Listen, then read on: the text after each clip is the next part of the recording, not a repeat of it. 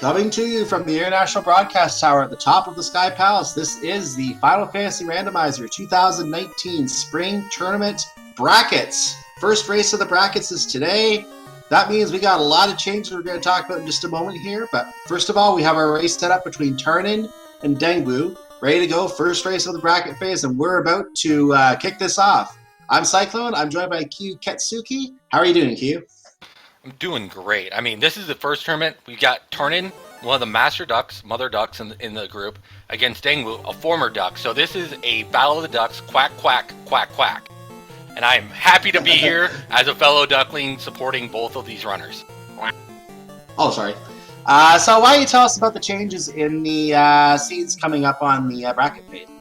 Yep. Okay, so for those of you familiar with the tournament far, what we've been doing is we've been having the Marsh Cave, Ordeal's Castle, and Ice Cave being incentivized locations in this tournament. There's a minor change to this entire flag set in that the Marsh is now Marsh Keylocked, not Marsh, and we've added another incentivized item, the Opal Bracelet, into that pool. That means that we're going to be going between 3 to 4 potentially loose items in this particular flag set. Another big thing of note is that the Early Sages flag has been turned off. So to get the item out of the Crescent Lake Sages, you must have killed Lich first. Otherwise, womp womp, can't get anything. That's an important thing to note because we do still have Town Shuffle on. We still have a lot of the same things. The bosses and the enemies have been beefed up slightly because we're in bracket stage. And again, this is the first bracket stage of the tournament. And we've gotten 2 force classes now. We knew that the fighter was going to be our captain. We knew that. But we didn't know who the first mate was. The black belt is our first mate, as these runners are getting started very soon. And both of our runners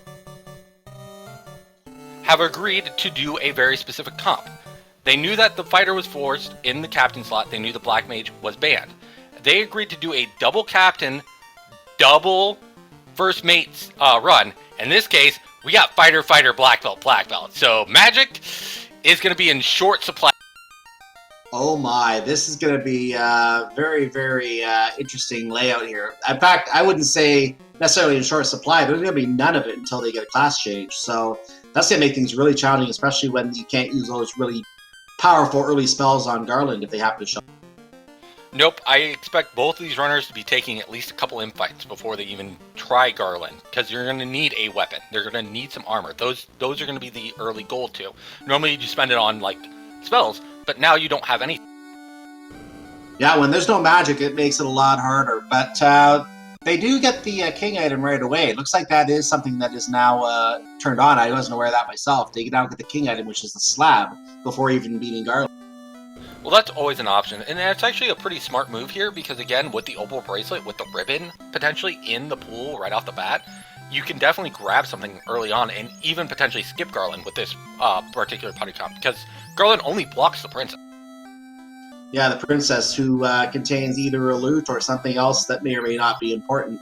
So we're going to get a look at the item shop, and we do have somewhat expensive houses here. Almost 2,000 gold each. And dengwoo taking some of the, look at the fine selection of weapons. Tarnin fighting a mad pony is his first. Man ponies are never good. They're not that great for EXP. They're typically pretty evasive, and with this big physical lineup, that is just not very good to run. I mean, gets through it with the falchions here. Falchions having, I believe, 12 damage. They have a lower crit rate than the rapier, which is kind of the big difference between those two items. Another option they could have picked was the iron hammer, which had, I believe, 6 damage to it. So it looks like dengwoo is avoiding Garland and making a trip to the provoke area instead. I actually like this play. You typically want to try and avoid Garland if you get these kind of physical seeds. It's something that you just typically more seen in something like a Chaos Rush or whatnot, where you don't have to fight Garland right off. So we are going to find, 10,000 gold in the chest over in the lower left of the temple.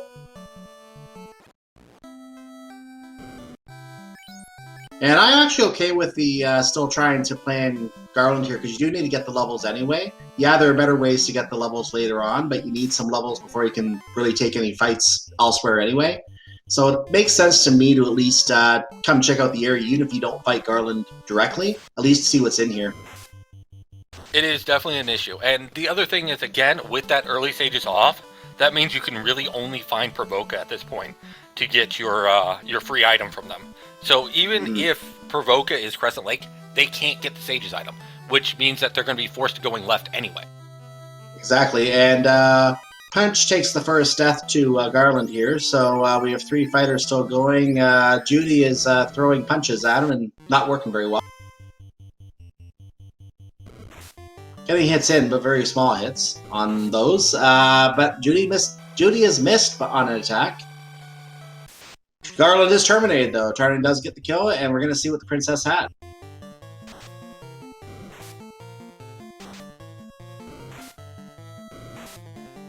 And Tarnin now gets his slab. And the princess has the ship! Dude, we got the boot. I love us some boat seeds. It means that you can immediately sail the high seas, as is the theme of the tournament, especially with Keylock Marsh now. Even with the extended open progression, that Marsh Cave is on block until you get a key. So you get a lot more of these early ship seeds where you're going around and trying to make a play on your... Yeah, it's going to be interesting to see how this splits up, especially now that dengwoo is going away from his ship and is still trying to get to the Provoca area first. So we'll see what's over there and if that turns out to be a good place. Try to get Matoya first, it looks like. Going for the 3 chests inside of Matoya's. That's definitely an option. Again, we have 3 to 4 loose potentially in this particular flag set. The case of the 4 is when we get a quote-unquote starter special when you get a cabin from one of the quest NPCs. But those are fairly rare. So we're still expecting 3. So you can still find some really good items, and checking every single chest along the way just clears out portions of the map. So he's finding some... Oh, there's one of the loose items right there. The herb for the Prince of Elfland is hiding over Matoya's cave, which is almost French vanilla. I guess you're not getting it from Matoya for the crystal. You're just getting it out of a chest. Yeah, I mean, again, it makes a play, decides to say, you know, I may need progression. I may need progression from any of these chests. It could have been in Dwarf Cave. It could have been in Marsh Cave. It could be from the Prince. But, you know, getting that ship early really opens up a lot of the work. I don't know if Tarnin's about to make the same play here. I think Tarnin went toward Elfland at this point, so... Nope. Looks like Tarnin's actually going to make the same play as... Yeah, he's going... Yeah, he's going to Matoya's right now. But looks like dengwoo is taking his slab and saying Melmond could be in 4 of these locations. We have access to 4 cities right now. We have access to Provoca, we have access to Elfland, we have access to Melmond, and we have access to Crescent Lake locations. And we have the slab at this point. Getting a combination of a slab and Lefane in those 4 is actually fairly common, numerically. Making a play to go check out the Provoca location seems like a good play in my opinion. Tarnin somehow honed in on that herb chest first, just lucky placement, I guess. But did open all 3 chests there and did lead with his herb. Will he get away alive with it, though, is the question. dengwoo has found his way back to Corneria. I didn't catch if he took another death there or not. But Tarnin is back sailing the high seas once again. Looks like he will get away with his herb. And eventually run away from the shark and red Sahag. And into the town to save.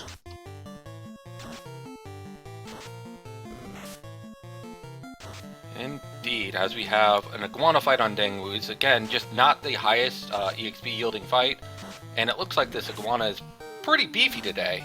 We have Tarnin taking an odd-eye fight on the sea, and luckily the odd-eye didn't have that much health, as Tarnin is going to make a Provoca check. dengwoo resets again, so he's taking a Provoca check one more time. So it's interesting how Tarnin took the road to Temple of Fiends, took out Garland, and is now ahead of dengwoo to Gaia, which is at the Provoca location today. Beat dengwoo 2 there, who has been trying to get there without going to Garland. I think that also shows some solid encounter manip at this point from Tarnin, because you saw Tarnin take exactly 1 encounter on their way toward the Provoca location, which is some solid stuff. And finding the tail is our vendor item inside of Gaia for about 52k is a big find. Ooh. Early on with these knights. That's a very expensive tail, but that will be needed later if they want to be able to use any magic in the level 1 to 4 category on the knights. One fine day in chat asks, where was the herb? The herb was actually loose in Matoya's 3 chests. It was in the middle of the 3 chests in Matoya's kit. Absolutely. So that was one of our loose items. We still have 2 loose items left. 2 or 3, I think you said, possibly left to find here. So we'll see where those turn up later, and if we need those or not. Dengwoo does get to Gaia. You asked earlier if Dengwoo took a wipe. I figured out what he took a wipe to. The Oddies have cracked today. Ooh. And they are showing up in numbers right now. My goodness. And there's Fire 3 on that right now. Tarnin just found that. So that's a bit of a harsh experience. So Oddies are definitely not a friendly enemy. Their first spell is Fire 3, and their first skill is Crack. That is not good. Not at all.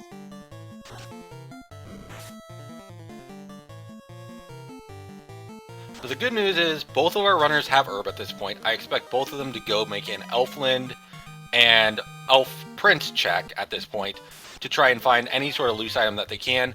Then we'll see if somebody wants to make a bolt. Will we see a Marsh Cave? Will we see potentially somebody going straight for Earth? Earth 1? And sorry, I didn't know you thought you were done. Or will they go and potentially go straight and try and get like a Pede ride and check out Crescent Lake here?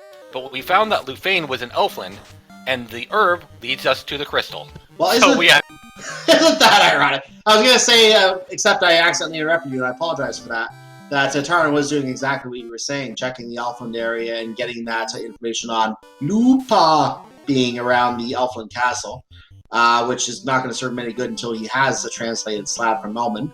Yeah, he does get that crystal, and we're going backwards back to Matoya with the item that the herb unlocked, ironically enough.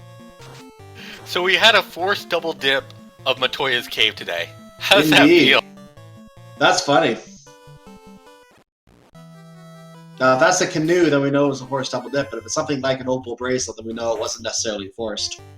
You know, if I got an early opal bracelet or ribbon at this point from Matoya's cave, I would be actually ecstatic. I would too. With these little... Especially something like an opal bracelet. Because that means that you can take that black belt grind much, much earlier if you want.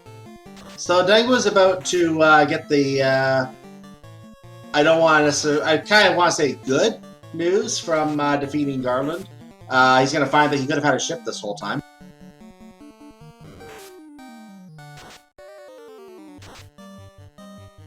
Question in chat, why did Tarnin Dan one of the black belts? That's really all you need in this particular seed. You're typically never going to see a double black belt in this particular seed, as Matoya gives us. Because the EXP values are built so that you typically solo grind a black belt, so it only makes sense to keep one black belt alive. Put more EXP on those fighters become tanks if you potentially want to do black. I could cut out for a second there, just to clarify, Matoya did give the bottle today, just to clarify that for anyone who missed that. So that is a bottle that we need to take to Gaia, and Gaia is available. In fact, there it is, in the Provoca location. So Tarnin is going to turn that bottle in immediately and see what this long fetch quest chain leads to. So I see a very specific person in chat. Hey, Tiny Fairy, what do you have for us today? That is the question. But also see Spellzap, Wappy, Mr. Versetti, Sarah UX. Definitely see Sarah UX showing up to a lot of these races. Love to see the fans come out. Love to see their input. What do you think the Tiny Fairy's going to have today? Well, we know it won't be the 52,297 gold tail in the vendor shop. We need to have something nasty there. How about TNT? Or Oxio? To answer Altarian, actually cannot have Canal. With the theme of the Sail of the Seas, we give a free bridge and a free canal in all of these seeds. So the canal is sadly off the table, but getting the Oxio from the ferry, some people would say Fred, but I always blame Mom. In fact, I already saw a couple of Freds in chat before you said that, so the blame is already coming out for that. Kind of interesting how he always gets blamed for anything vanilla in any randomizer, even if he doesn't make it. Mr. Versetti asking in chat, who rolled this seed? Somebody who hates RNG. It must be this guy named Kyu Kitsuki. I don't know. Yeah, I don't know. This Q guy here doesn't like RNG, so he generated instead of RNG, we generated linearity. It looks like.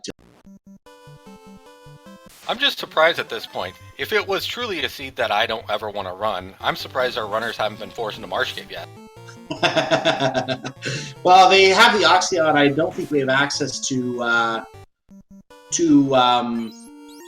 Onrak yet. We don't have access to that yet, so they can't even get into that yet. So unless that's at Melman, then technically they.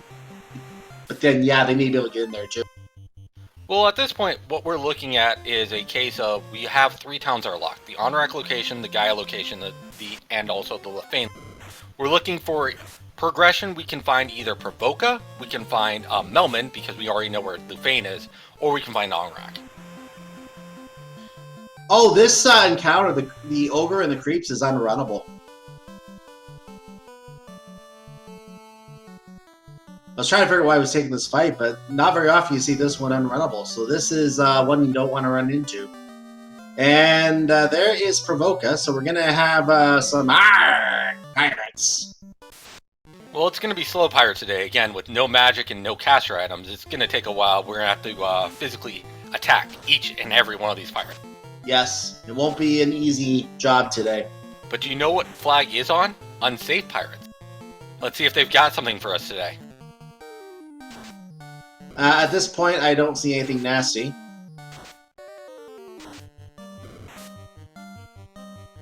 Yeah, 2 of them have been wiped out. Make that 3. Well, you know, it is just a little bit of spice. It's typically the pirates won't roll anything. It's just when they do, it's very memorable. That's the big thing. Oh, I still remember that Fire 2, I think it was, that guaranteed Fire 2 every fight. I mean, the most infamous is the old tournament. I believe that was 2016? Fall 16, spring of 17, where the Thunder Pirates forced a reroll of the seed. I think it was Fire in the one that I saw a reroll for, and that was in the last year or 2 that I've been at Speed Gaming. So we've had at least a couple of those then, from the sounds of it. Yeah, as Bicky gives us a floater. Well, you know, I was happy with the seed, as we do find gold bracelets for about 9k in, which is Melman today. And we have the floater. We have a dock in the Ryukon Desert, so Tarnin is probably going to be the first one airborne. There is no hold stop straight to there. And there's no problem with forcing him to sail all the way over there, because this does fit the theme of the tournament, sailing the high seas until they no longer need to. And what I'm hoping that we see later is that we have to go up to the Onrak area to find a canoe. You, sir. I like you. Hey, we had it in another race that I saw, or might have even called. We saw it once. I'd like to see it again. I think that may have been a race that we did together the last time. It might have been. It might have been. Because I mentioned this specific situation, and now I'm not the one commentary cursing it.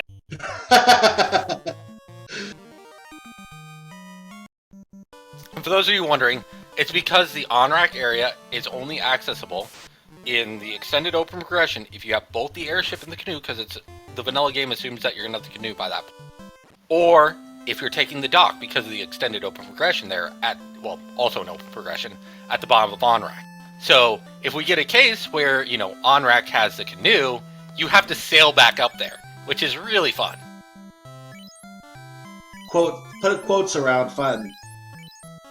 Oh, it's my sort of thing of fun. It's Marsh Cave. Yeah. So here we are at Crescent Lake right now, and Crescent Lake is Crescent Lake.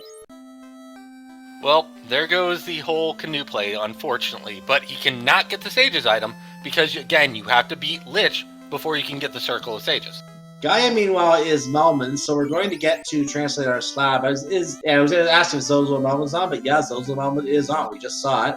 And Tarnin never did a save, so he's back on the sea, avoiding the nasties of the seas once again, trying to get back to his airship. I think he'll save this time.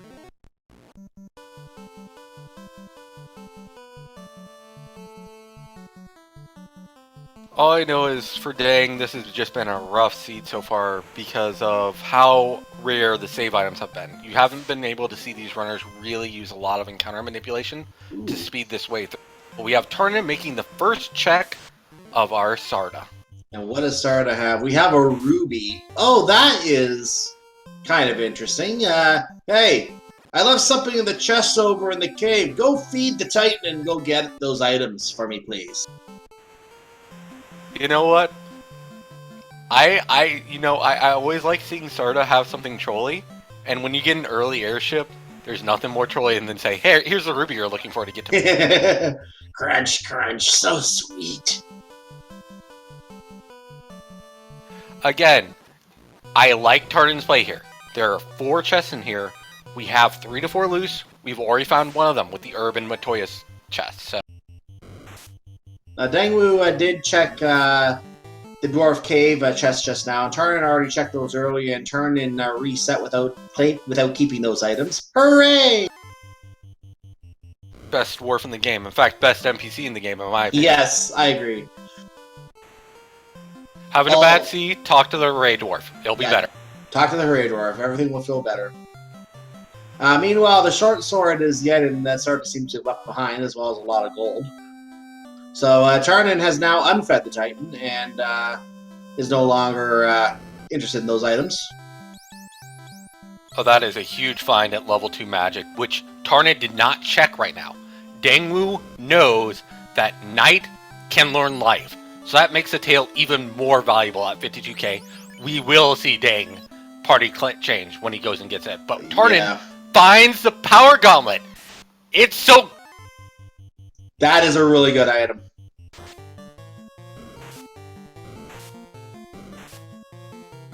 And that will be something that Dengwoo will surely find when he does his Castle Ordeals check. Or not Castle Ordeals, his Cardi Islands check. He will get that eventually himself, but Tarnin getting that array, that's a pretty good boost for him right now in the combat. Well, here's a little insider information on this one.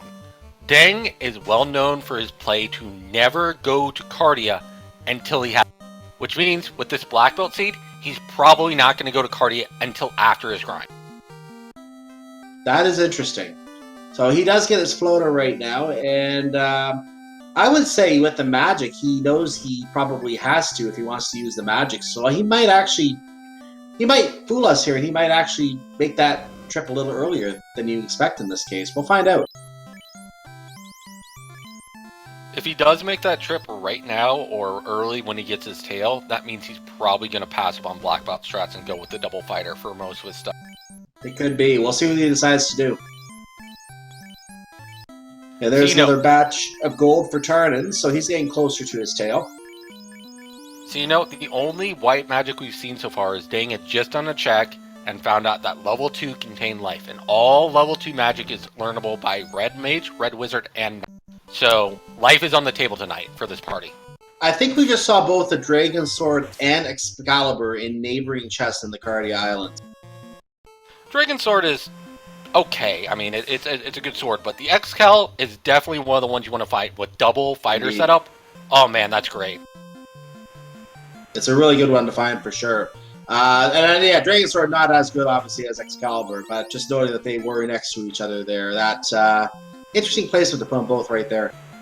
We also found, I believe, in the Cardia Islands our first ribbon, which is the best in slot headpiece gear, mainly because it doesn't provide that much absorb.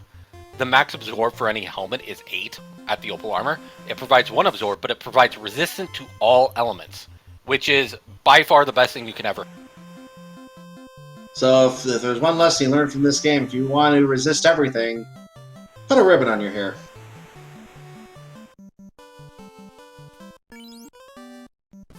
It's simply irresistible. Exactly. So Tarnin is checking out or at least he will momentarily be checking out the armory. He hasn't gotten to that area yet. He's checking out the chests on the right side of the cave first, or the volcano first. Working his way around the long way here. Takes the lower path here. Ice Arbor. I'm surprised it hasn't melted in here. It is best in slot armor for the fighter, along with the flame armor, because it provides a resistance as well. So between that and the ribbon, your fighter should be pretty tanky, unless you put the ribbon on your black. It looks like Judy is still throwing punches at whatever she fights. So looks like we're still low on weapons on Tarnin's side, at least. I haven't been keeping track of dengwoo's weapon usage. The problem is basically the big weapon that we found so far is the X-Cal. And, I mean, it's not a Masamune, it's not a Sun Sword, and it's not something like a Flame, Ice Sword, or a Light Axe, which would be the go-to items for your fighter. But, you know, with only like a dragon at this point, or a long, or potentially a silver if you actually took the money to buy it, those are your weapons at this point.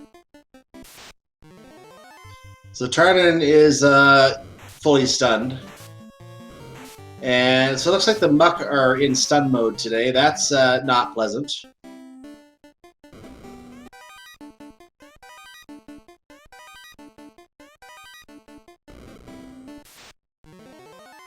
Ooh, that's a nice pack of Grey Wolves, and dengwoo says no thank you.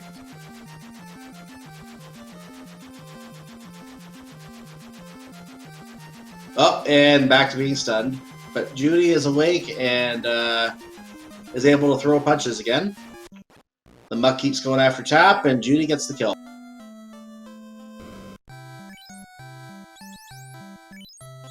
And stun being a temporary condition, that means that stun no longer is in effect. Let's get check out the armory right now. There's about 11,000 bucks right there. Pro cape, so a soft potion, more money, and a Grey Worm.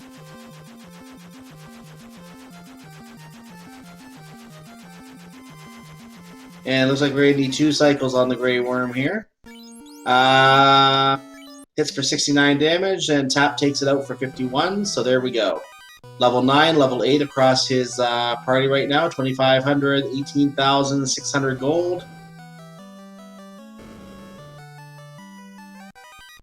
dengwoo getting his Excalibur and his Dragon Sword, and is almost got blocked in by the dragon. Iron Helmet, Silver Knife, Pure Potion, and 300 gold in the last chest in the armor. Now, we had a question in chat. I was like, what's up with this party? Okay, so just so people know, the party selection is not wrong on top. It was a Force Fighter, and the Seed rolled a Force Black Belt, which is our first mate. Black Mages were banned, and both dengwoo and Tarnin agreed ahead of time to run double Captain, double First Mate. So that's the reason that we have this party comp. It's totally a gentleman's agreement type of thing in that sense. They're doing it by agreement that they're both going to play the same way here. So it's going to be interesting because we never see this kind of a party in many of the races. We usually see at least 1 or 2 mages on the parties because magic is so useful in randomized mode, especially when those powerful spells show up early. So it's going to be very fun and very interesting as dengwoo does make his Cardio Island trip, does get his Power Gauntlet. He did make that trip up there as I suggested he might. And he is going to I didn't see if he picked up the tail, but either way, yeah, both players are doing the same party by agreement. They are. It's going to be fun seeing how these challenges of dealing with no magic affects how they play the game.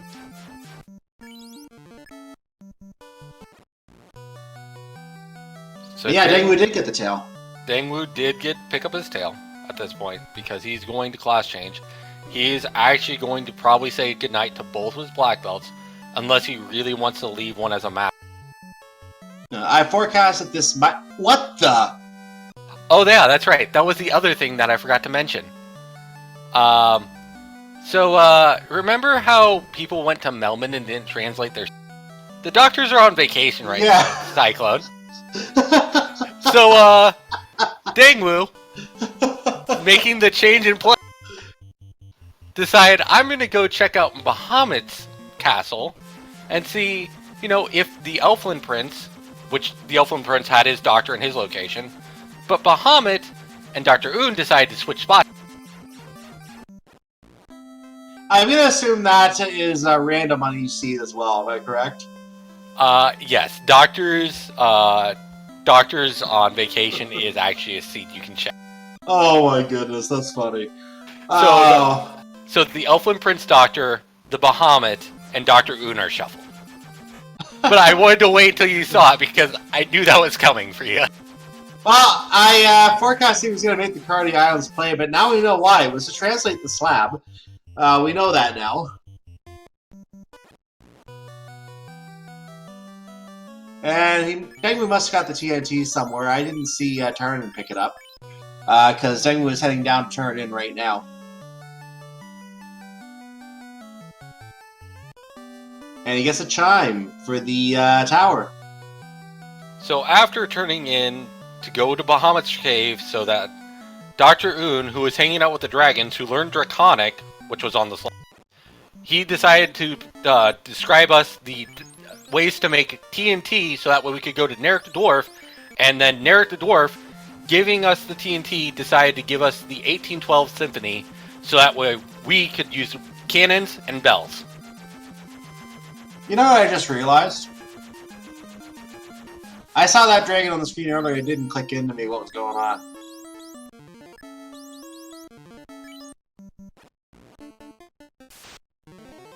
Oh well, now I know. So moving on. Dengwoo has now made his own dip into the volcano here. And Tarnin is checking out the fine weaponry at the weapon shop at whichever town he went into. I didn't catch which town it was. That was Melmond. And yeah, he's still in Melmond. Okay, yeah. So Tarnin has class changed at this point, as you can see. Yep. Bahamut was over there in Dr. Un's. He was, yeah. That's what I saw earlier, and I didn't even clue into me that he wasn't going to be at the Cardi Islands. It's definitely a fun flag to turn on. In this particular case, there really wasn't a way that, for the most part, you're going to run into a situation. The elf prince being shuffled away takes a very specific set of flags and seeds. Basically, you have to open up a lot more of the world when the elf doctor gets shuffled, because most of the time you're going to have access to Melmond at some point, 5 out of the 7 times once you get the ship. But 2 of the times it could be in Airshop locked, and those are typically your jet seeds when you have all the shuffle of the doctors being. Oh, I hope I get to see a seed with the Elfland Doctor shuffle. That'll be interesting to see. So Tarnin is dealing with the lovely wraiths in the Melmond location.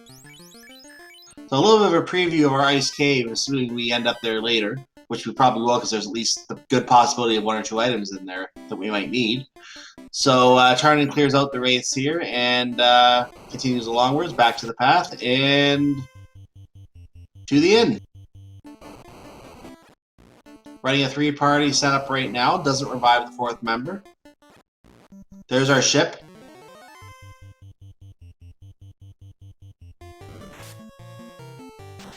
And Greg dealing with the neighborhood Grimps, who have Scorch.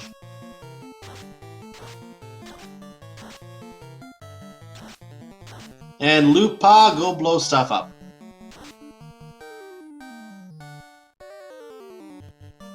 Tamiya? Kaguya? Sorry? Fireworks. Sorry.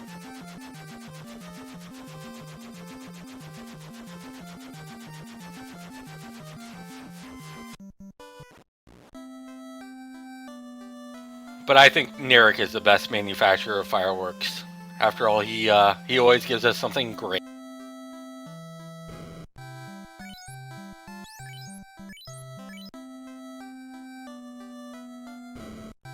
So Deng has actually gone and picked up his tail out of the Gaia, which was in Provoca item shop. And let's see what kind of play that Deng is going to make today. Is he going to go do a grind? Is he going to go ice cave? Or is he going to make a play to check out the rest of his towns? He's going to Melmond at this point, which was in Gaia. Is he going to class change right off the bat? And it looks like he's checking item shops because he wanted to try and find Pro Rings, and does. Again, Pro Rings were on sale in Melmond for about 7.5k, and it looks like he decided it's time to class. With these doctors on vacation, Dengwoo has gone to Bahamut, who is taking a vacation in Sandy Melmond. It must be a budget vacation today, from the notes of it. And, he's just chilling here in Melmond and decides, hey, guess what? You're now... Okay, I had to be right back from it there. What did I miss? Dengwoo has just class changed in Gaia location Melmond. Very nice, very nice. So dengwoo has done his class change, and we're going to get to see... he's probably going to go back for the life spa right now, actually. Actually, he has Shine. I like this play. This is a good He's play. immediately going to try and get a couple of cheesy levels in the Mirage Tower. He's got 18 chests as well that he could... But with the X-Cal at this point at his disposal, this is a great play in my opinion. Yep, I actually like this play. There's a lot of chests in this area, and we know that there are some loose items still out there. So this is a fantastic play to try and find out, A, if there's any loose items, say in the greater than less than room, for example. And B, it's a good way to take a couple fights and gain levels where there might be some levels to be gained. Yeah, I mean, floor 2 with the less than greater than room is always a great play to make if you can make it up there. But I think what we're really seeing right now is Dengwoo is getting his fill of steak and wings right now. Tyros are food, not... Steak. Wings.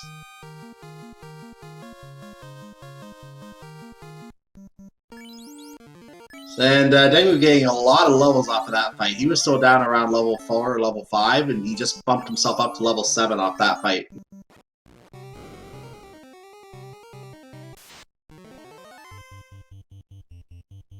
And Tarnin is checking out more chests in the volcano. Just found 3,259 gold in that first chest. Didn't get to the second one before the Wizard Ogres decided to stop him. And the Iron Gauntlet was in that chest. Bleh.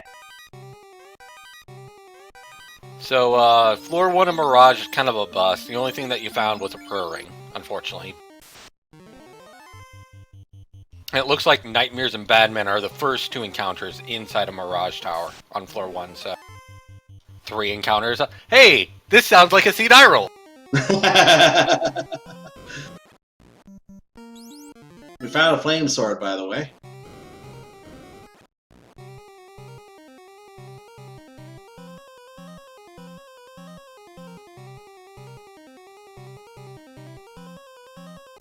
But Tarnin finds a good endgame weapon.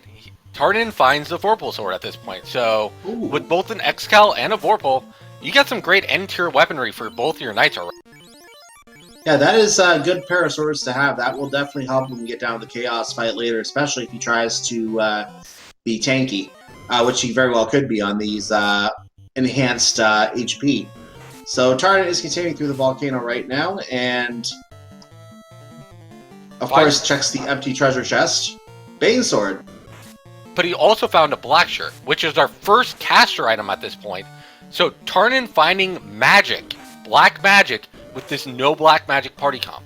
Dengwoo is trying to get away from this tiger group and trying to make his way over to less than, greater than room. Floor 2 of Mirage.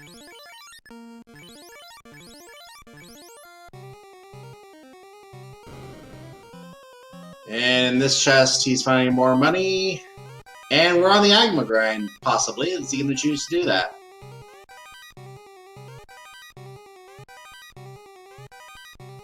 And, oh, we found Masamune.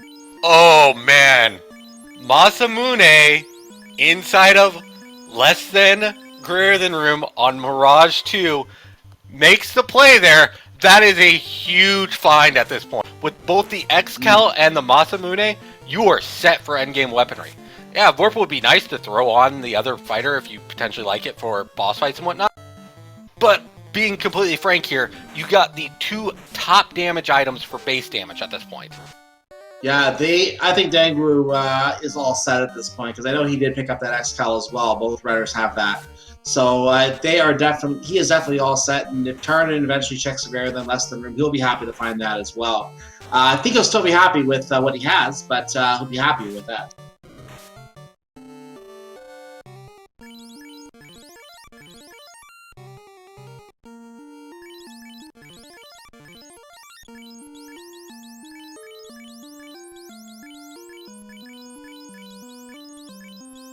As we see chat devolve into me. Yeah, it does. I've been watching that. Yeah, I know. Everyone has their own preferred sword, and every sword shines in its own particular situation. I personally like high base damage because it's great against trash. Some people like the Vorpal sword because crits are great against bosses. With higher absorb, the crits bypass half of the enemy's absorb, which is nice because it has a 30% crit rate. It has 24 base damage, which is kind of my problem with using it against trash, but, you know, to each their own. And we have options this tournament. We have options this particular seed, and it's to take whatever you think is going to be best suited for the situation. And personally, I think the Mazmune is just good for cutting steak from Tyro. But anyway, moving on, the nice encounter of mummies and wizard mummies here. A little bit of a preview of the waterfall here. They're not really doing much, other than trying to hug you, which isn't doing very much. Ooh, 109 damage on a crit. That hurt. Brax might go down.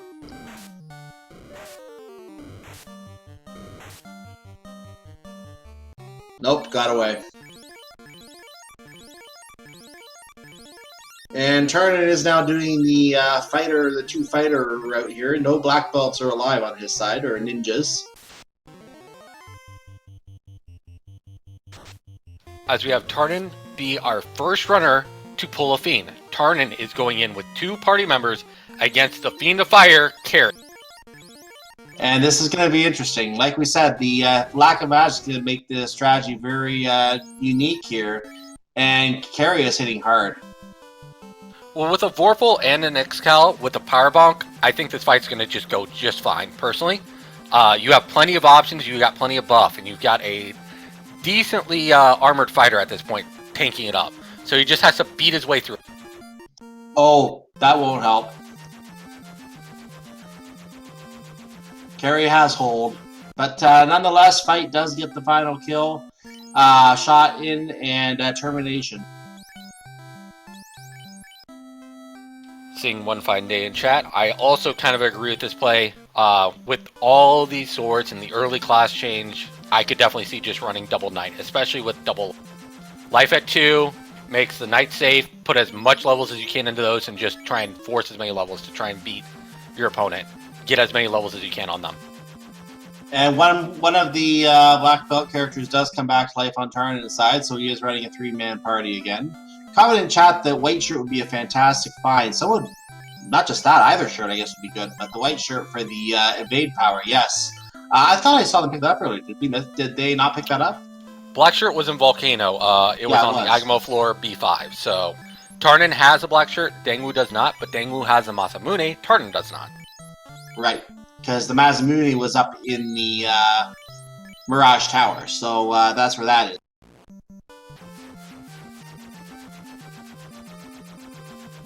And Tarnin is going to make the Earth Cave check, so that will unlock, and this is again new to this flag set.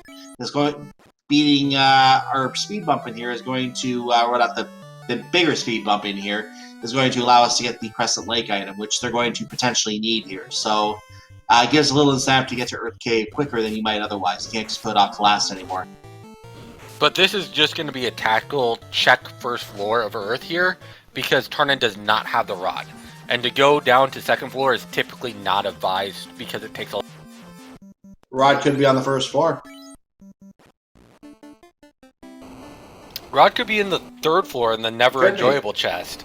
But I don't think this is going to be anything more than just check floor 1 while you're here, because there are 5 chests that are pretty easily checked. Unless he finds it here, and then he'll probably head down at that point. But we just found an old moldy cloth there. He's going to drop that and take the Zeus Gauntlet instead, because that's more useful. Or he kept the cloth and dropped other things. Now he's dropped the cloth. But yeah, Zeus Gauntlet, great find again. With this heavy physical group, every piece of caster equipment you get is worth their weight in gold. You need all the AoE clear you can get, and that's probably why Tarnin has actually revived the black belt at this point. He's relegated the black belt to be his just AoE. Oh, he is going back in. He wants to make sure it's not in here. This is definitely what we would call a gamble in the Oh, business. nope. He turned around. Changed his mind. I think he... did he pick up the crown at some point? No, he's leaving. Didn't think he had the crown. So he is leaving that area now. And where is he going to go next as dengwoo deals with the muck of stun? Oh, Tarnin's going to Ice Cave. So let's see how nasty this Ice Cave is. That makes a lot of sense. It's the only incentivized chest that you can actually hit right now. And at this point, we have loot, we have adamant, we have cube, rod, the opal bracelet, and potentially a ribbon still up. I think the canoe too, correct? And also the canoe. The canoe is the most, what I would say is probably likely at this point, unless it is loose in either earth or it's loose in marsh at this point, because I believe we have checked every other chest so far. And these items that we need could be loose. That is a possibility. 3 or 4, not just 2, not just 2 or 3 like before. Now it could be 3 or 4 different loose items. So slight increase to the loose items in this plague set. There's a katana for dengwoo. Because the only thing that we have missing is, I think, did we see Lefane be checked yet? I do not think we've seen Lefane checked. No, but right now we have a 50-50 of that on-rack being an on-rack play, which would be not enjoyable, especially if canoe is in. I'm starting to wonder if that's what we might have. We might have to go to Lefane to get to on-rack, and therefore to get to get the canoe to get to the on-rack location. That's evil. Question in chat. Wasn't Lefane TNT? Yes. Lefane was in Elfland today. I was talking about Lefane location. I don't think either of our runners have checked Lufane's location. That was my... Adamant! We have Adamant in Ice Cave in a loose chest right next to the incentivized one. That is a huge find at this point. Adamant could be progression. Adamant could be a dub. Well, he's going to keep trying to check out the rest of the items in here, because he does have to get that incentivized chest, obviously. We have Thunder in the trap tile. Spectres with Thunder. Wow. Thunder, Spectres, ho. Wow. That's going to be a challenge to get to the incentivized chest and get out with it. Considering that our knights are not level 15 yet, that means they do not have life skill yet. That is going to be a one-man party for the rest of Dive of Ice for Tarnin. Yeah, this is going to be hard. This is going to be especially hard for him at this point. Trying to pick a good weapon. Going to try and vorpal it out, it looks like. And, hi, Frosties! They're hitting like trucks, too. That's not good. Personally, if it was me, I would try and get as much information on this dive. I would check every single chest along the way, and I'd try and get out with the item. I would be surprised if he checks the left chest here. If he does, he's fairly brave in that case, because he almost got wiped out by those 2 Frosties. And dengwoo gets his vorpal. He now has 3 swords. Another option is you go and check the incentivized chest to make sure it's not a item that you absolutely have to have. He did skip the second chest. At this point, I'm wondering if he's going to skip the other chest and just try to get to that incentivized chest to see what it is. Nope, he perished. So now he's checking his levels and thinking, Does a couple circles and then heads north.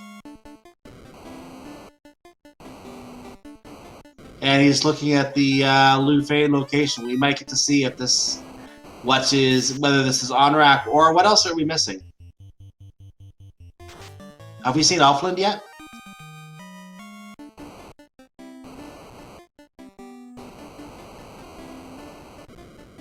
Yeah, it looks like it's either on rack or Elfland this could be. So if this is Elfland, we'll have access to level 3, level 4 magic for the night when they level up and are able to use it. Otherwise, we're going to see Unrack, which has no magic abuse, and has a dungeon for a fiend that we can potentially do that may have lots of chest items in that we can need. And meanwhile, we just got another steak from Tarnin. Thank you for feeding the chat, Tarnin.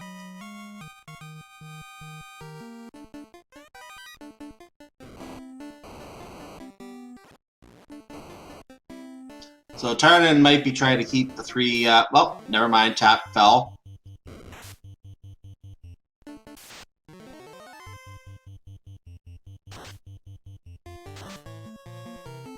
And probably have to take some time to revive Tap over here at the fine graveyard clinic. Or maybe not. So I'm assuming that we had Lefane be our on-rack location, which was a 50-50 gamble. That is correct. That is correct. So Alflin is over at the on-rack location today. Indeed, indeed. We see a sea dive, which is exactly what I expect to be made. There are 32 chests in here. Now, one of them cannot be checked because it is key locked currently. And neither of our runners have the key, so... Worth noting, Tarnin has the black shirt. I didn't see where he picked that up, but he is using that in here. Black shirt was in Volcano B5, the Agama floor. Oh, that was on the B5. Interesting. Yeah, yep. It was on Agama floor.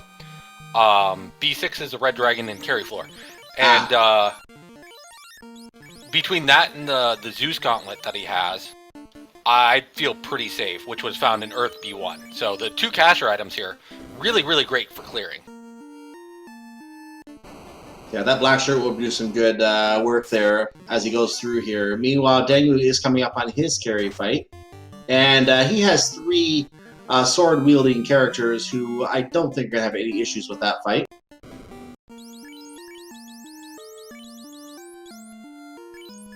What do you think? One cycle or two cycle carry? I'm going to say two. She had a decently tanky... Actually, no, he's got an X-Cal and a Masamune. And a Vorpal, yeah. Still two. I'd still say probably two at this point.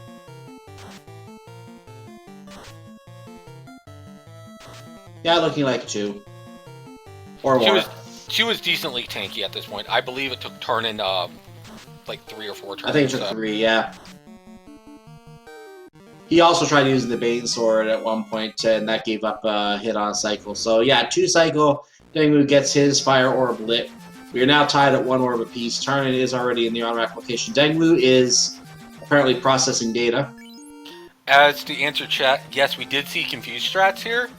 dengwoo used the Wizard Staff, which casts Confuse, and Carrie is weak against status ailments and was confused. So Carrie casts Fire on herself. It doesn't really do much damage, but it makes it a safe fight. I saw that too, and I wondered what was going on with that. That is actually kind of funny. So we're seeing more money in the hidden chest in the upper right corner that you have to take the long walk to get to. We're going to head back down that long walk right now.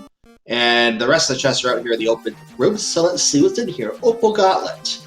Moving down to here, we have the Thor Hammer. He's going to do something with his armor setup. So he's going to take the Power Gauntlet, put it on his Knight, and he's going to use that Thor Hammer in that spot. And this is a very classic play. Since Thor Hammer takes a weapon slot and the Zeus Gauntlet takes an armor slot, you typically put it on the fighter that has the Power Gauntlet, because that way they have an AoE cast. Meanwhile, Tarnin is continuing to check chest. CD Miss Mermaid, thank you. Just more money in that chest, nothing in there. Forgot about that room for a second. And over here, 15,000 gold. Now he has to walk this all down. Now, I don't think I saw Tarnin check the left chest on down going on floor 4, so toward them. Is Tarnin just going to take his loot and get out? He may. I didn't see any loose items up there, though. I know that we have we seen 2 of them so far, I think? We saw the Adamant in Ice Cave, and the first one was the... first one was the Herb. That was in Matoya's Cave, yeah. I had to think about it for a second. So the Herb and the Adamant were loose. We have at least 1 more loose item, possibly 2. It's probably only going to be 1 at this point. I think so, too. we get a Star Special. Those are really rare. The only reason I say 3 to 4 is because they do exist, but they are very rare. And you call them a Star Special. But thank you for the correction there, Shadow Walker. So there are 2 chests that Tarnin is skipping on the way down toward mermaids. That is important to note.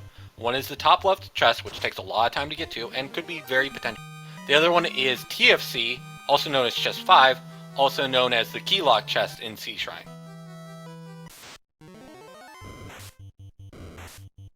Now, dengwoo does not know that the adamant is an ice cave yet. Tarnin is the only one who made that dive into ice cave, I believe. So, dengwoo is still looking for 2 loose items. I'm surprised he didn't look for those, at this point, to look at those other 2 chests, just in case it could have been in there. Deng is making the classic play, one of them that I really like to point out here. Deng, instead of going straight for mermaids, which has a higher density of chests, decides, I'm going to go check the chest along the way toward the fiend. Because if it's there, you know, that clears that out and I get a fiend done. Now, Deng does not have the information, I don't believe, that Tarnin has, because Tarnin has checked the ice cave and found another loose item at this point, where Deng has only found the 1.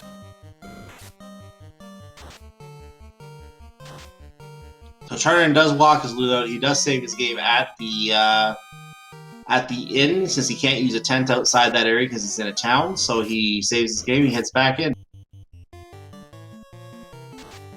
and finds a pair of sea snakes. Dengwoo dealing with the big eye, which is not as bad as the odd eye today, ironically, and the gray shark, both gone. It's also known as the EXP Pinata fight because the big eyes are actually worth a bunch of EXP, and they're typically not that dangerous in the randomizer. Plus, they don't really have that high of health.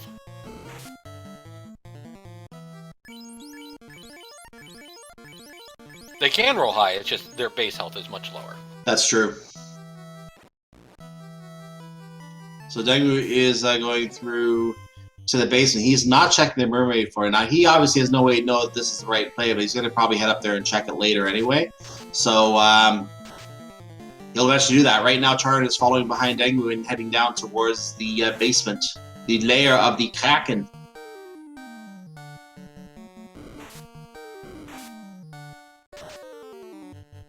And now Tarnin takes the edge as Dengwoo is in the middle of a fight. First chest was not worthwhile. I think it was a cap, if I saw that correctly. Now Tarnin's in the middle of the fight, and Dengwoo is going to be walking by.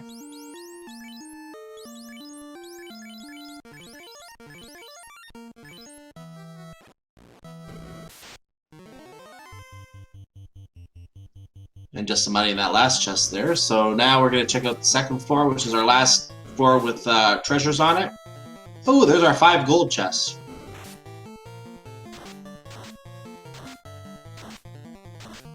Brax using the Bane Sword to get through the unrunnable fight in the Sea Shrine. Again, this is one of the few fights that is programmed that's always going to be unrunnable.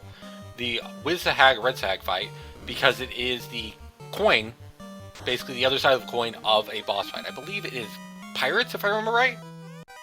Sorry? Basically, the unrunnables come in packs of 2. And this particular flag, the Red Sahag and the Wiz Sahag on all of the randomizer, is the other side of the coin to the pirate fight, which Bicky has, which is unrunnable. That's why this fight is always unrunnable. Right. Now, when you see Sahags, you're fighting them.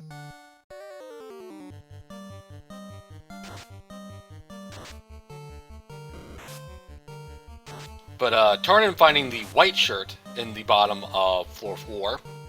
And Masa was in Mirage 2, the less than greater than room. It was on the greater than side, which is the right side. Because Masamune is greater than Vorpal, I'm guessing, right? Yes.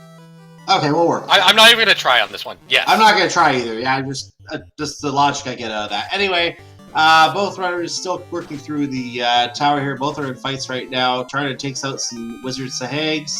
Dengwoo gets rid of the lobster. Dengwoo finds the 5 gold chests.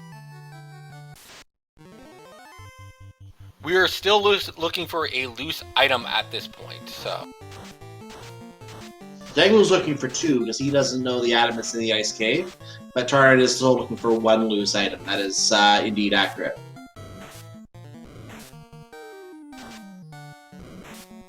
Now, the loose item could be a ribbon. It could be an opal bracelet at this point.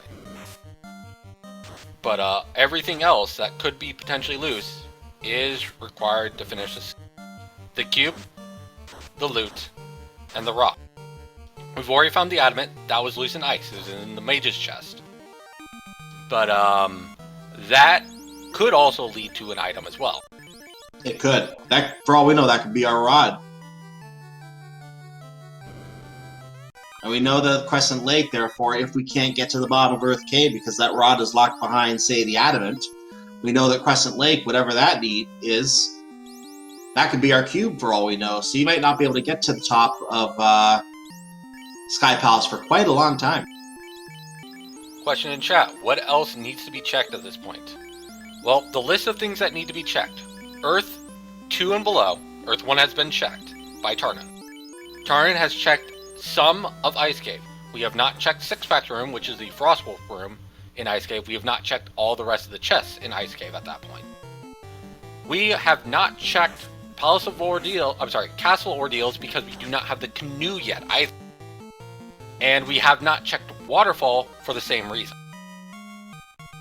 Yeah, this scene is actually starting to look like it's going to come down to where that canoe is located. The other thing that we have not checked yet is all of Marsh. Correct.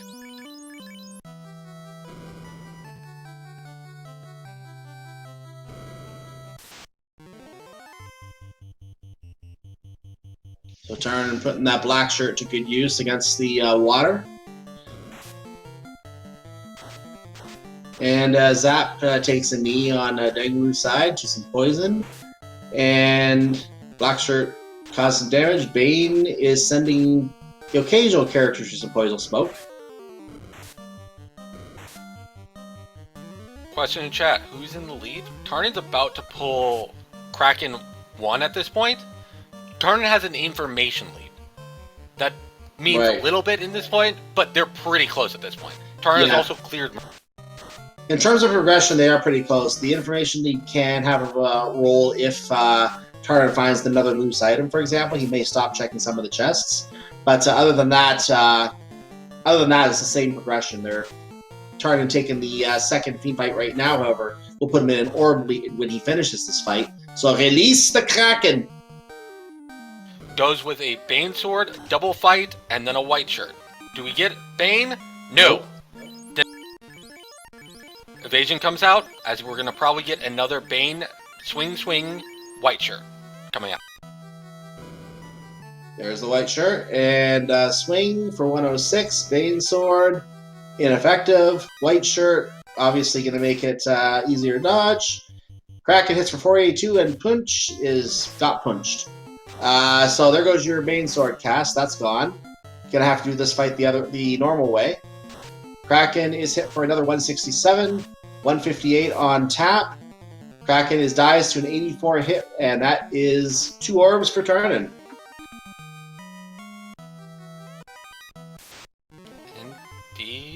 Indeed. Now Tarnin has to still make it to the orb.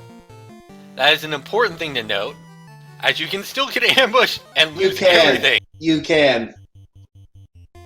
The worst thing after a fiend fight is getting ambushed and then seeing something like Blaze, followed by Blaze, followed by Blaze, and you're dead.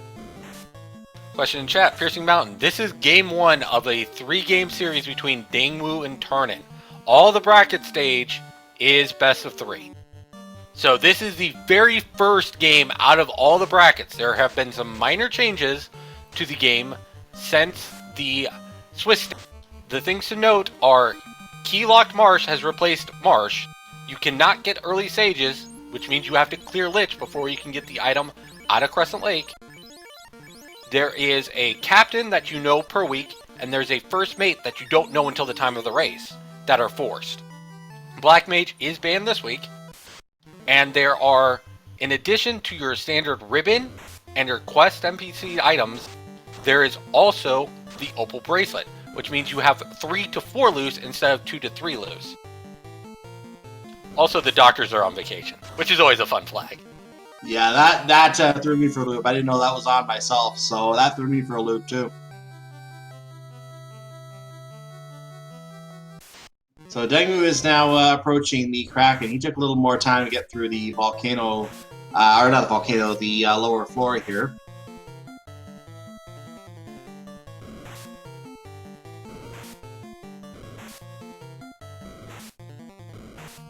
Tarnin, looks like he went to Alpha. I didn't catch what he did at the Alpha location. Or that was Onrak. He just came back from Onrak. Never mind. Yep. So Alphaland is up at Onrak. That's what I was getting mixed up.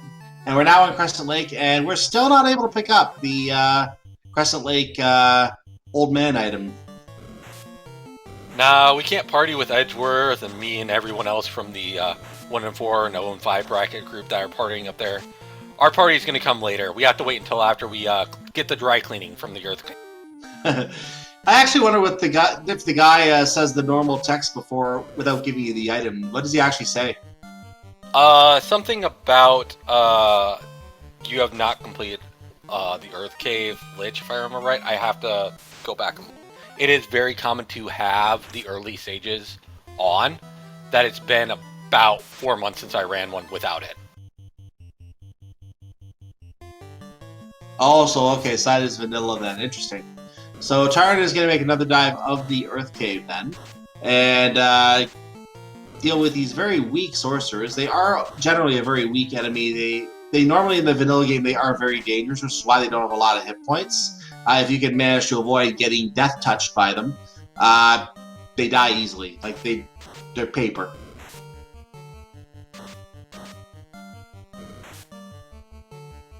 Again, this is very early in the week. The brackets, the matches were just revealed on Sunday. Tarnin and dengwoo. Tarnin was looking forward to this matchup all tournament. I know this was a look-forward matchup between the two of them. And they decided to be the first race done for this bracket stage. And they decided to schedule on Tuesday with very little practice at this point. And that is hands off, hand and foot to them. They wanted to go on day 2 and say, let's fight. Round 1, fight! Tarnin now gets adamant again. Let's see if he can hold on to it this time. As Deng is about to pull the Kraken.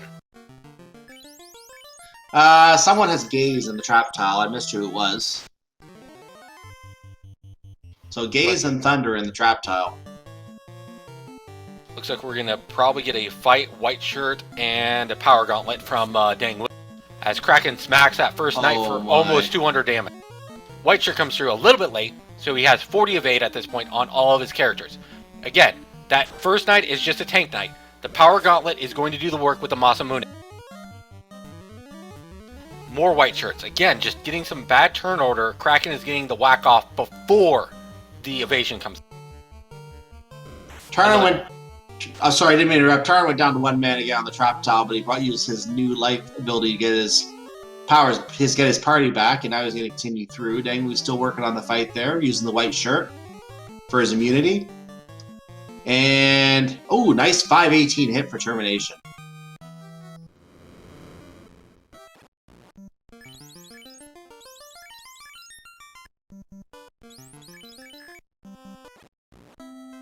So he exits the Honorac area by automatic exiting the dungeon, and returns to buy more heal potions and soft potions. He has lots of money.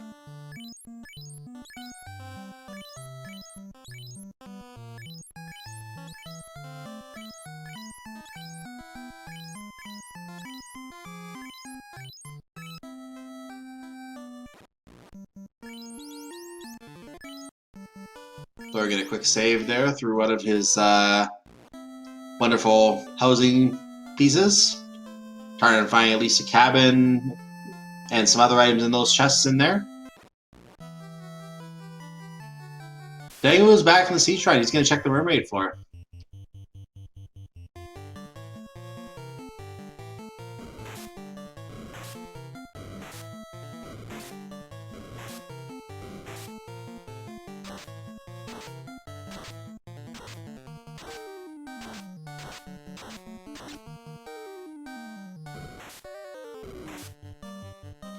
but at least we're seeing the rest of the chests in Ice Cave at this point. We do find a katana, however, it is kind of useless with us.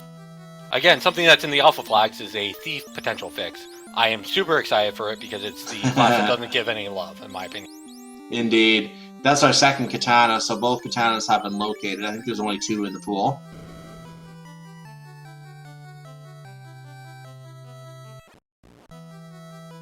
Tarnin healing up for the eye fight. And also incidentally for the trap towel to follow.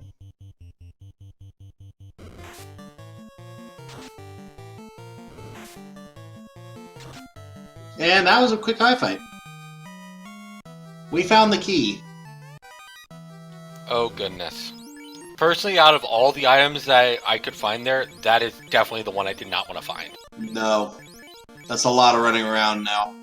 Marsh Cave is definitely on the table again now. Well, it unlocks Marsh Cave, unlocks TFC in Onrak, it unlocks the Corneria Castle, the Northwest Castle, the Elf, unlocks all of the Dwarf chests, it unlocks Topher chests.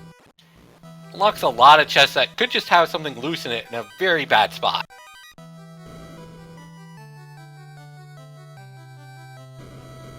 So Tarnin is going to take advantage of the opportunity to poke out some eyeballs.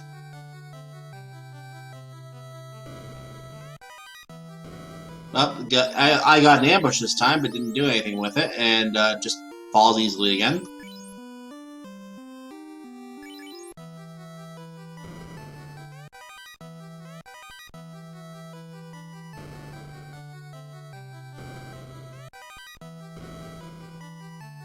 The dengwoo collecting all of his treasures from the top floor here. I have a feeling he might just reset out of this because I don't think there was anything useful up there that was up there at all. Yeah, I think you go over to the right side room right now using the wraparound, and then he'll probably reset from here. To clarify from chat, why would I not want to find the key? Because I'd rather find the loot there, because at that point it pigeonholes a lot more locations that the loose item could be found. Yeah, that key opening up all those locked rooms and also giving us access to Marsh Cave now. That's a lot of loot items, or that's a lot of places where a loose item like the loot could be, and we'd rather not have to check all those locations. That's why the key is a bad item right now. Pretty much the 2 items that unlock most of the world, which was most likely to find at this point, were either going to be the key, or more likely actually the Sorry, the what? The canoe. Yeah, the canoe. They still need that canoe as well, I believe.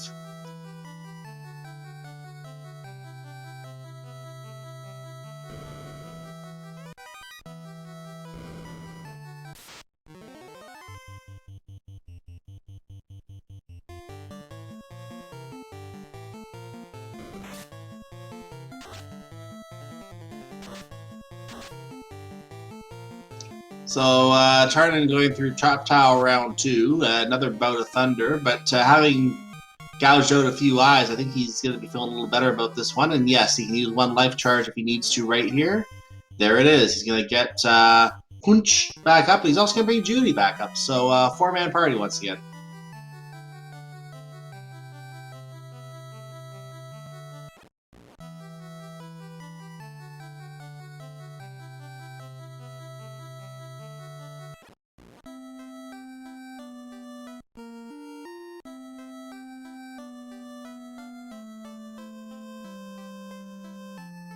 And dengwoo has left. He walked out all those items, didn't reset out, so he walked out with them. And is going to head back to his airship. There's nothing else he can really do here. Tarn, meanwhile, is flying again. He's down at the ice cave. Got his adamant out, it looks like.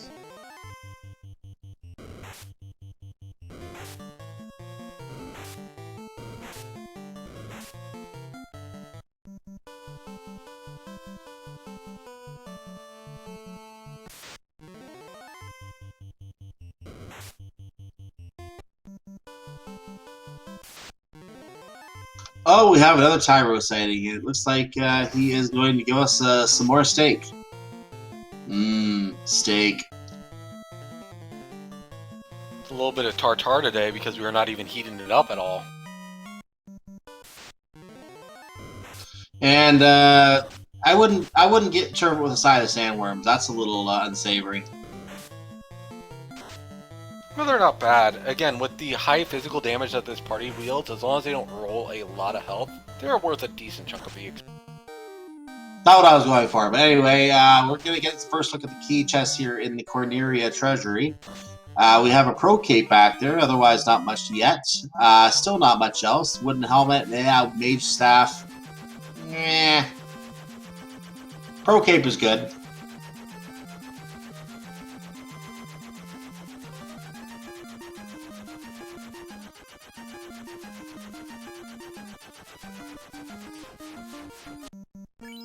And dengwoo is finally going to get us look at the ice cave, so he will find the adamant down here and eventually have to make the trip that Tarnin is doing right now, which is going to go turn in the adamant. Hooray!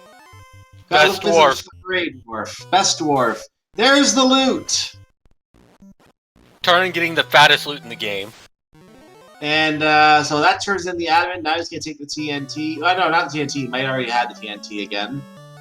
Yeah, he just made sure. So, I'm going to check the chest now. There's a silver gauntlet, meh. Silver shield, meh.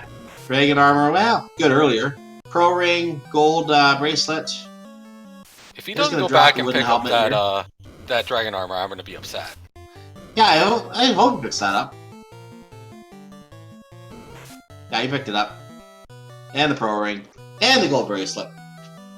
And there's some money, and some money, and some, well, you can leave that behind.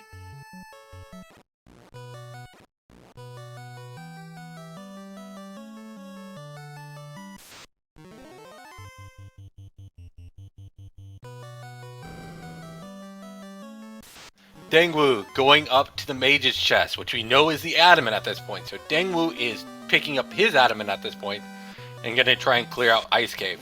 So at this point, I would say that Tarnin has a slight lead. I'm going to say probably around 4 minutes at the moment.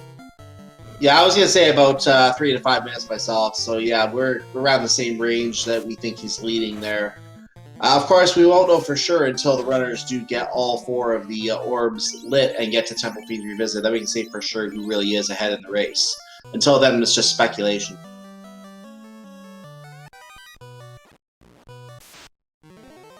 But then again, there is no lead safe in this game until Chaos is dead. Exactly.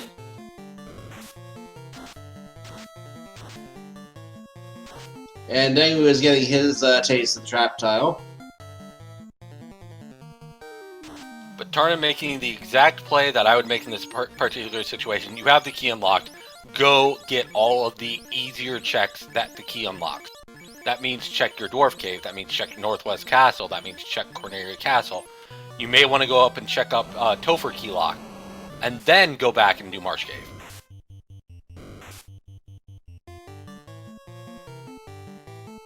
So Tarnin gets a fight on the one tile he has to walk on the way out of town. And gets away from that, heads over to Marsh Cave, and now we're going to get to head inside. Not being familiar with this flag, I'm going to assume this room is locked by the Marsh Key, by the Mystic Key.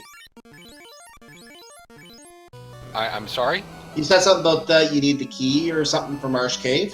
Oh, yes, because the incentivized locations, the 3 chests on the bottom of basement, going down the down path, are blocked by the Mystic Key, and the particular one that is Marsh Cave incentivized is always the one furthest away.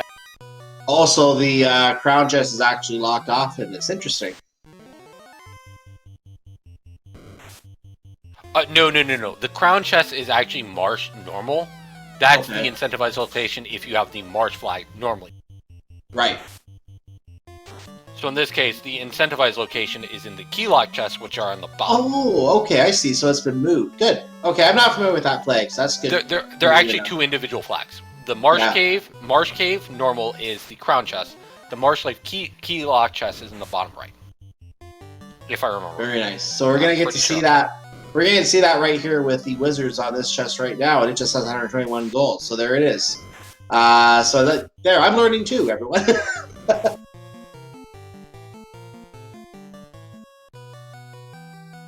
And punch goes down again.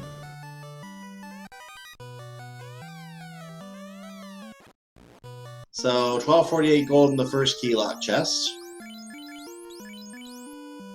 And notice Tarnin took a very specific routing through that room. You do that to avoid a trap tile in that room. Exactly, that upper room floor has a trap tile. So I think there's a trap tile in this one that can't be avoided, though, if I remember correctly. Both these two chests you have to take a trap tile to get to. Yeah. And the wizards aren't going to do much right now, so just a soft potion in that one. So what's to the right chest now? This is our incentivized location, is Yes. the right chest. Yes. You gotta check this one first, it looks like, and there's a house in there. And what do we have in the incentivized chest today? Well, first we have to run from these blizzards. That would be useful. There we go.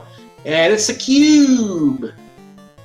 So, once again, in Marsh Cave, we find a game of D&D, and we finally came out with a D6.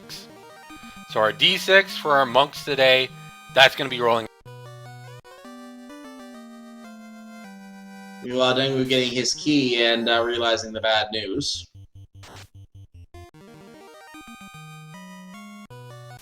And also worth noting here, we still don't have the canoe. Somebody from chat pointing out, Thunder is on the Medusa script today. And why do I know that? Because Spectres had Thunder as well. So Thunder Scums, Thunder Spectres, we got Thunder script Medusas. Oh my. So we're looking for one more Thunder out there.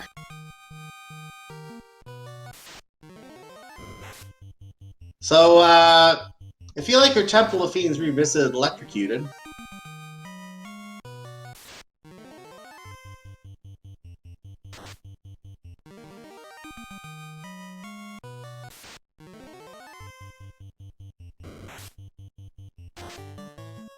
And ATF, oh, go ahead.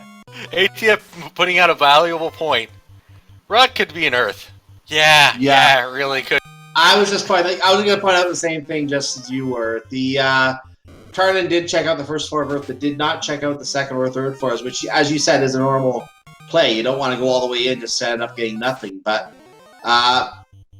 Rod could be in that last chest of Earth cave, and if it is, A, yell Fred about 15 times, and then B, scream at the computer or something. I don't know. Nah, you just yell at me, because those are the things I roll. There you go. But Tarnin is potentially leaving 3 chests here in Marsh, Orphan, but I think Tarnin's just going to potentially save and then go back in. I think so, too. Because I do not like the idea of orphaning chests at this point. Especially in an out of the way location like Marsh Cave.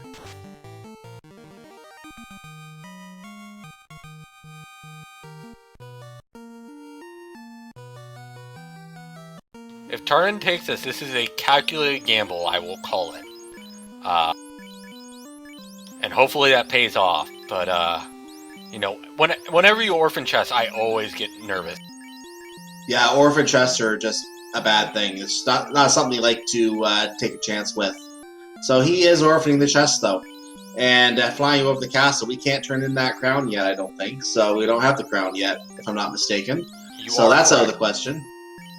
Crown turn in, because at this point, we are highly unlikely to run into a case where it's going to be a opal bracelet or a ribbon turn in. I mean, those do happen, but I think that our loose item is probably going to be like a crown, or we potentially get a crown from our ordeals, or we have a loose crown leading to the canoe, because the canoe is actually blocking 2 of our known incentivized locations.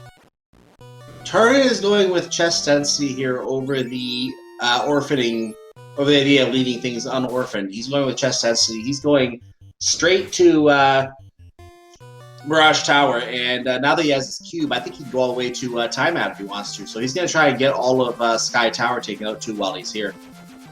I agree with Falconic on this one. It's either going to be Canoe Loose, or it's going to be a quest turn in for Canoe. At this point, I think it's only Crown remaining from my... Well, dengwoo does pick up his loot.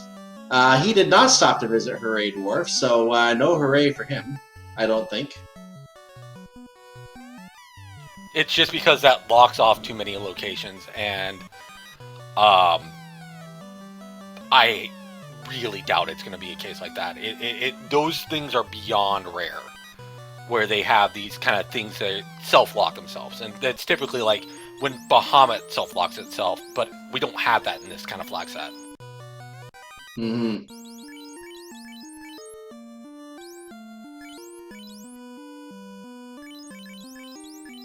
So dengwoo did pick up his dragon armor, it looks like, and is going to re-equip all of his armor around his party, and is now on his way out of the dwarf cave. He did turn in his adamant earlier, also still doesn't have his TNT.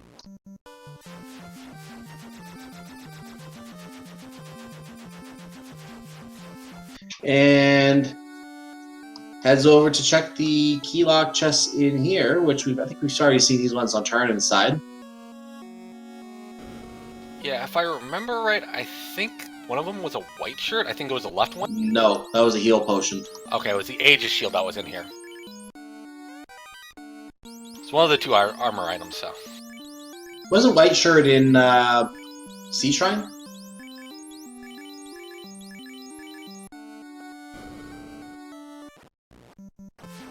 You know, I don't remember offhand, but both of these runners have done Sea Shrine, so yes, that seems to be the case. It's just my mistake. Yeah, because they both have it.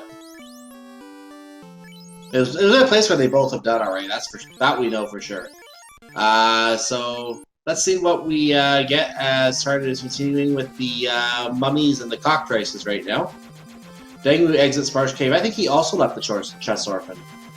Now the question is Tarnin going to go and check less than greater than room, or is he going toward the stairs? Because he took the quick path toward the stairs. He's thinking right now, processing data, and heads down. Okay. So he decided will to find, check it on the way through. He will find his Mazamune on the greater than side, so he will have another wonderful sword that he can equip, if he chooses to. And will he just dump the Vorpal on the curb at this point, or will he put it on someone who can easily use it? I would put it on someone who can easily use it. Personally, for me, I'd probably just leave the Vorpal on my my knight that I put the Excal on, and just switch between the two when I want to use a Vorpal. Judy's going to get to carry around the Vorpal for a while, so we'll find out later what happens to that item.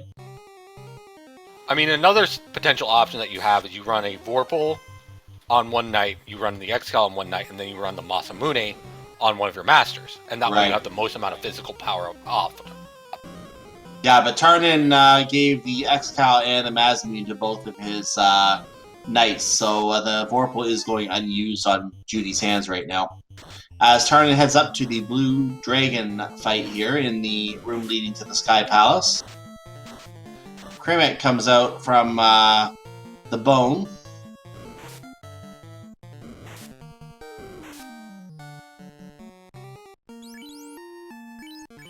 And what is the Blue Dragon going to have? Probably not much, just a speed bump. It's typically pretty evasive. Blue Dragon doesn't really like it when you try and attack it physically. It has a decent amount of health sometimes. Yeah. Now, with those 3 hits for 518, that's going to mow through it. Yeah, that will take it out quickly. And we are now going to check out some of the chests up here in the Sky Palace.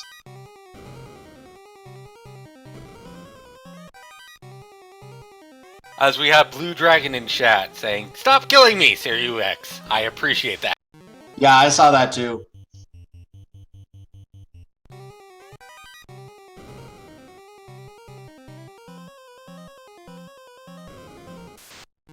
So we have the Guranaga on Tarnin's side, and they're not especially dangerous.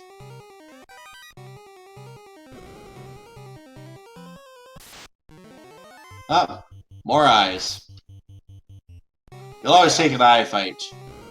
Well, you take an eye fight if they're not dangerous, is the big thing. Yeah. And eyes typically aren't that dangerous. They have a base health of, I believe, 162. So even when they scale up a decent chunk, I believe it's 220 at this point, as Tarnin finds a defense sword. They still don't have that much HP, so they're good EXP. We also found one of those funny gold numbers again, 3,333 gold. But the defense sword is a big find here. That is huge safety. Between that and the white shirt, you can have a tank character at this point. You can just assign one of your characters just to tank for you.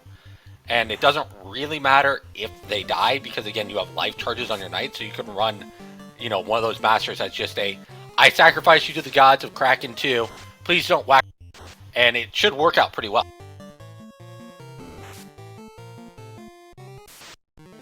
Dengwoo takes the trap tile. He's going to be getting his cube right now.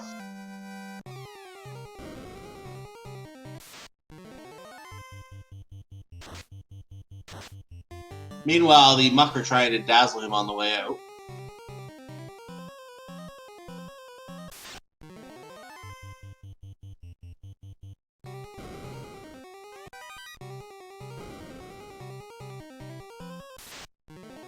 I gotta give a quick shout out to chat there. Will Bloodworth, the thief legend himself. Team Thief. Over here, defenseless katana equals happy Team Thief. Yeah, that is very true. Tarnin heads up to the second floor, is going to, since he does not have any kind of warp spell, he's going to head over here and check the right side first. And Chimera goes down without any issue. Tarnin checking the floor 2, also known as the stars floor of Sky Palace, as we're joined in chat by Caleb, another community member. This party comp is a combination, a gentleman's agreement by Dang, and where they chose to take 2 captains and 2 first mates. So first mates was not known pre-race.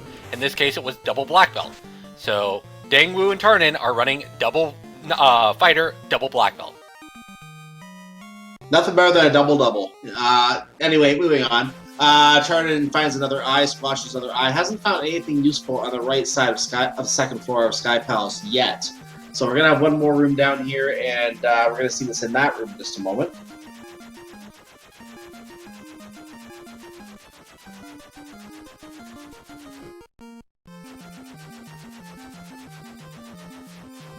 Sirius in chat, someone's Canadian is showing. Thank you. Thank you very much. Either Canadian or Californian. Double-double is a burger term for the most part that I know of, but I'm not Californian.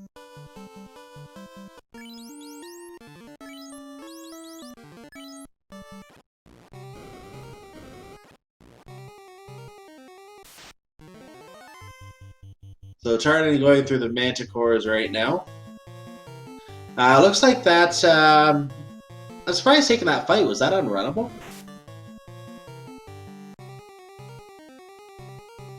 Oh, it is. It is unrunnable. Oh, the manticores? Yeah, but the manticores, I believe, were fairly squishy, if I remember right. Yeah, they're going down fairly easily, but they're showing up a lot for Tarnin in unrunnable state, which is not necessarily something you want to see. Rock Gulls, though, are runnable, but he's going to fight them. Oh, they have Toxic. And Lit 3. Okay, those are nasty Rock Gulls.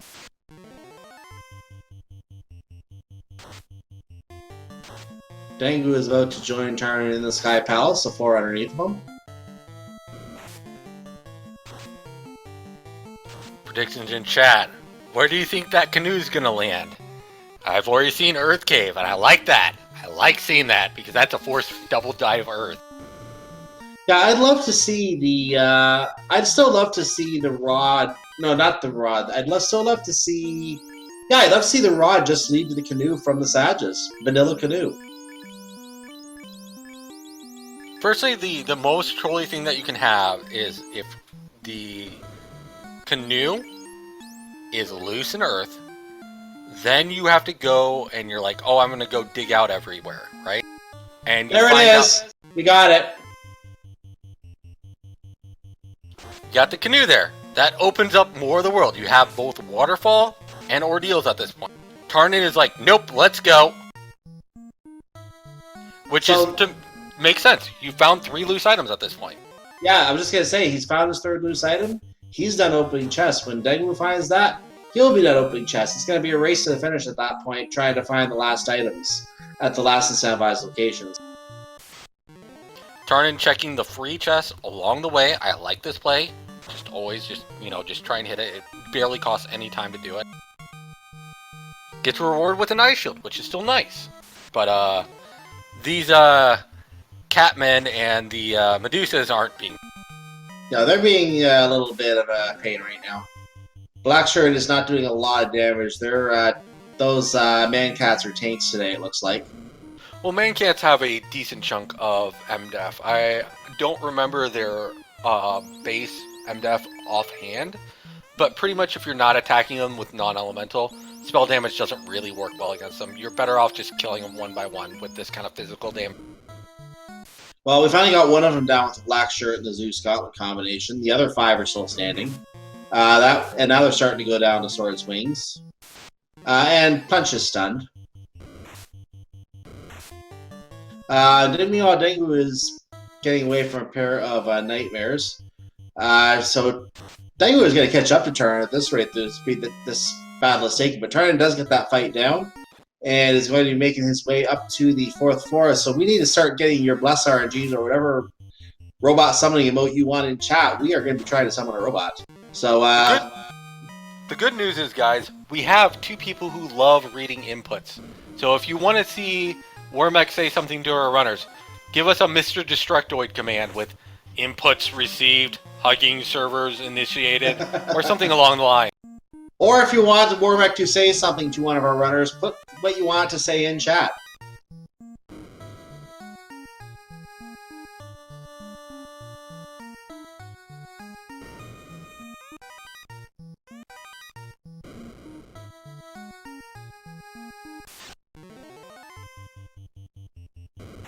We have a no-show on the first attempt here. Oh, we have one in chat I might use. Scanning Bridge of Destiny.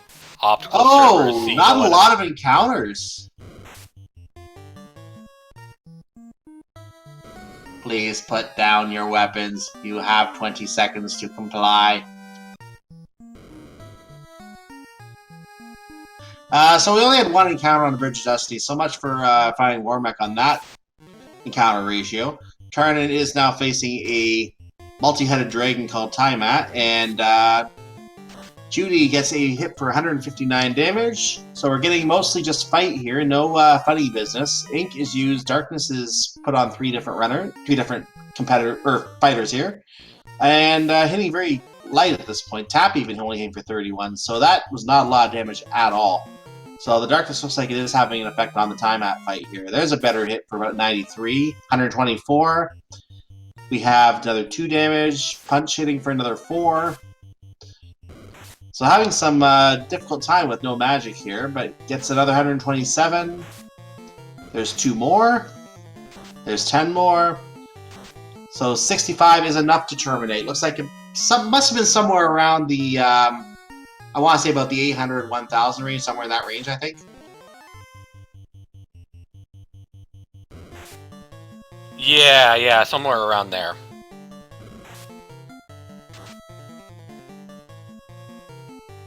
Yeah, Tiamat is dead for Tarnin. Tarnin is our first runner at the 1 hour 35 minute mark to light 3 orbs and has the canoe, so immediately goes to the castle ordeals.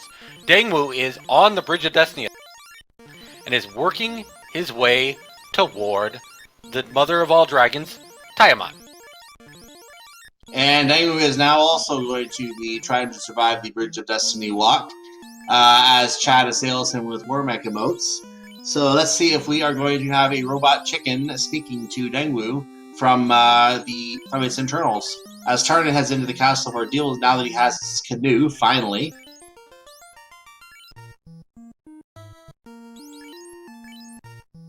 And there's more Naochos, or Nachos as some commentators call them. It's Nacho! Oh my!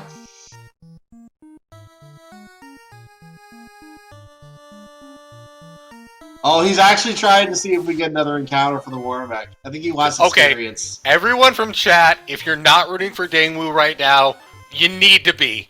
The man is trying to provide for chat. He is looking for the robot chicken right now. Give him his blessings. Give him his luck. Let's see some scrap. Let's see some scrap chicken. Warmech grind initiated.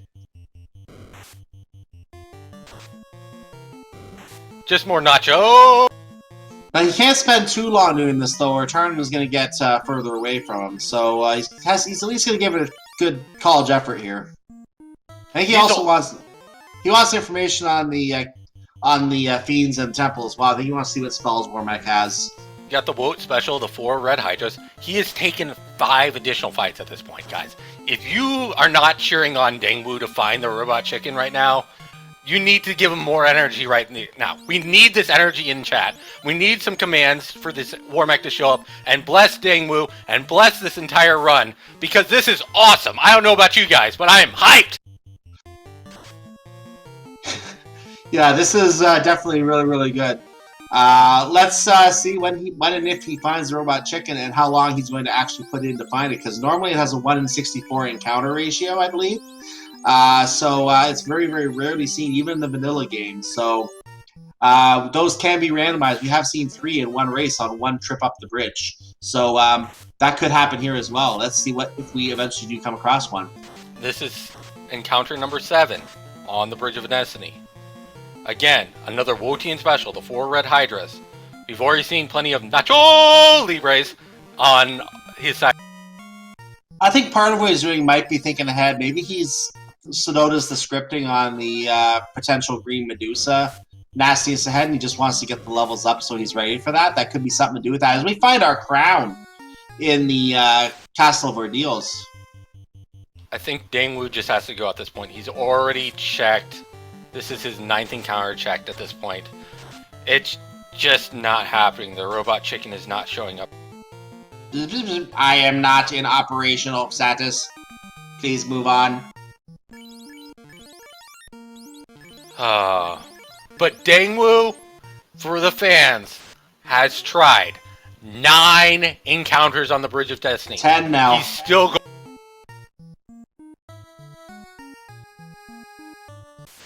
He is still trying. Now ocho.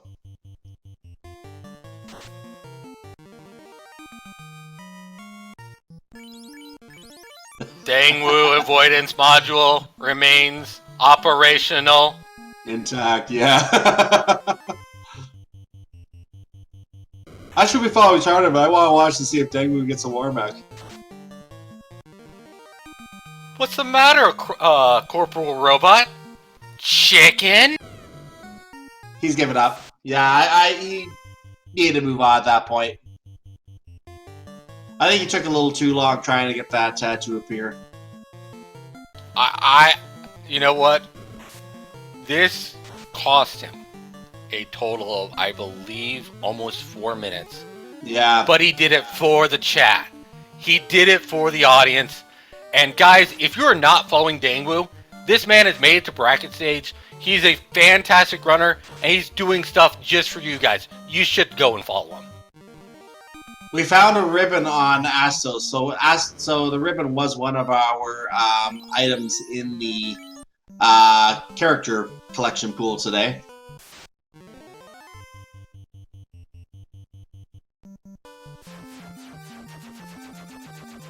Makes you wonder why Astos wasn't just wearing the ribbon on his head, though.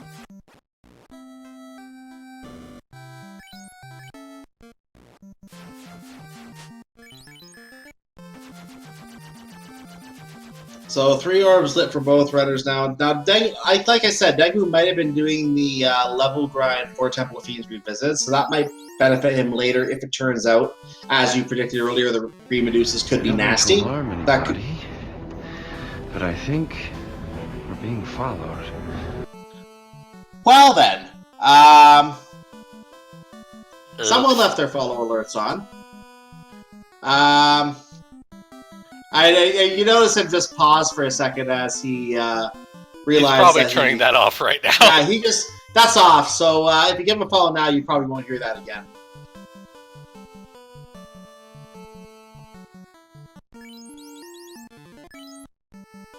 I bet that's gonna get clipped. You know what? It's fun. We're having a fun night tonight. Tarnin and dengwoo already showed us that they're going to have a gentleman's agreement. This was a looked-forward match between one of the veteran ducks, one of the leader ducks, basically in the community, between Shadow Walker, Mama Duck herself, Moist Mogwaffle, and Tarnin. Initially led the group of ducklings, and I was one of the original ones. Dengwoo was one of the original ones as we went through this community. So going and seeing this in the bracket stage in the spring tournament as the first round is a hype match to see. And it just goes to show how far Deng has actually come in about 6 months. Tarnin is going to head in the waterfall. We're going to get to see what's in there finally. So that's going to be enlightening information to say the least. There's not a lot left that could be there. We're still looking for that rod. That might actually be the only thing left, is it?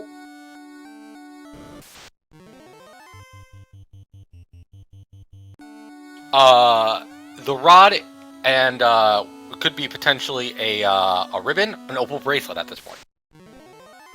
But given that we're looking for progression, if the rod is not here, I'm inclined to say the rod could be an earth cave. But I'm trying to figure out... No, it's the non-Vice Chester Earth Cave, so would it have to be here then? Let's see, we've already seen the Astros turning, yes? Yes, that was a ribbon.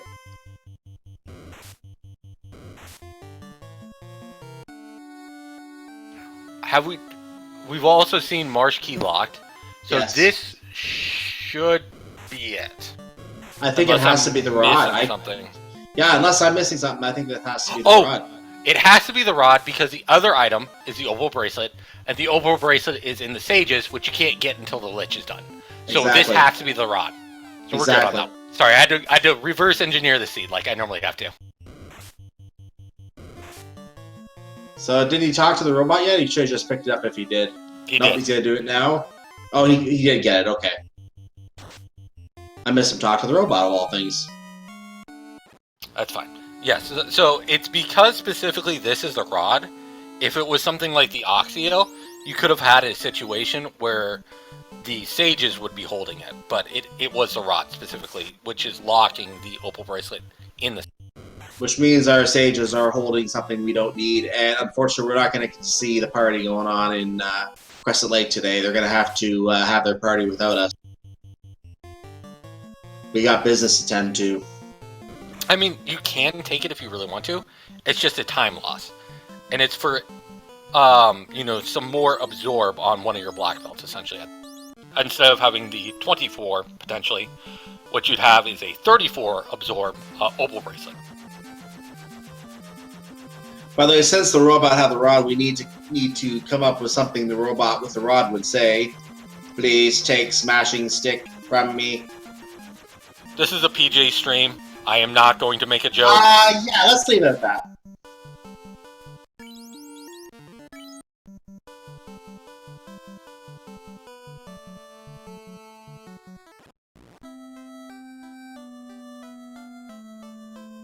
So, in any case, we are going to get to see what Alpha and Magic has finally. We do have Soft Fade, Inf2, and Exfer.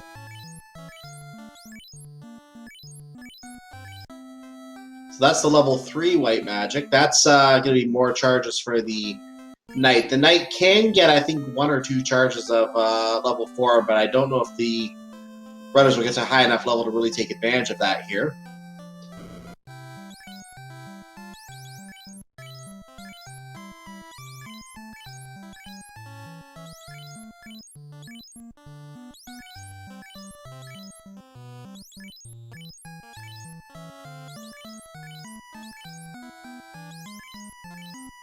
And then he was... Oh, go ahead. With the scepter in hand, Tarnin is officially in go mode at this point. So Tarnin just has to complete Lich at this point.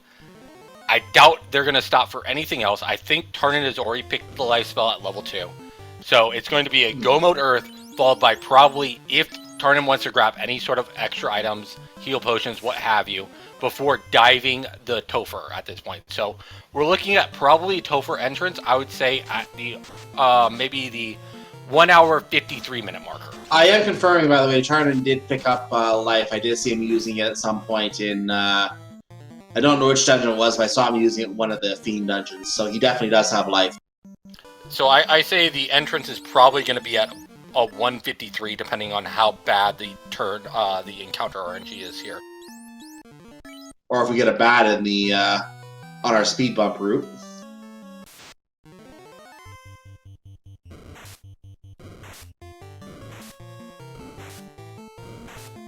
There's some Grogers. They are runnable, unlike the Ogre Creep combination.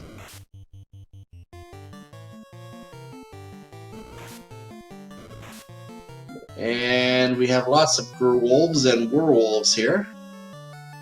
Dengwoo is going to head over to the Waterfall Robot and get his Elemental Plate smashing item.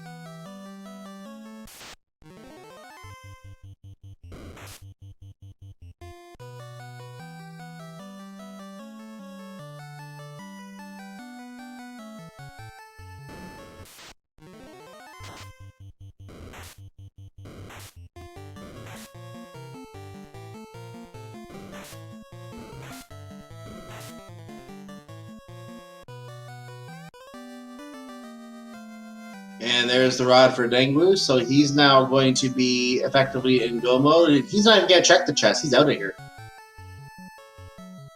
I didn't see how to bounce back, so I don't know if we actually got a glimpse of him or not today.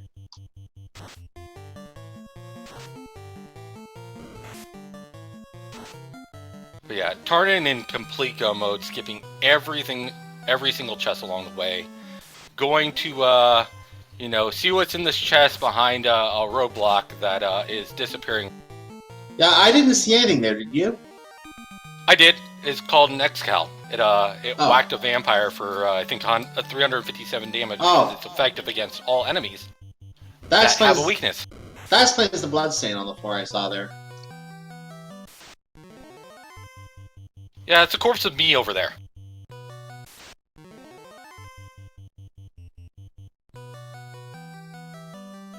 So Dengwoo working his way out of the waterfall, Tarnin working his way through 4-4 of the Earth Cave.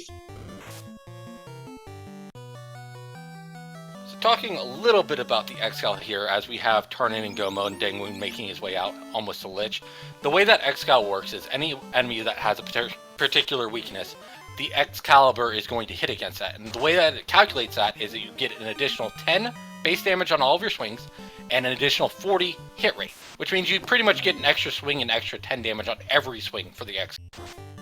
So the trolls have glare, by the way. I don't know if we saw that yet, but we just saw that on Tarnin's side.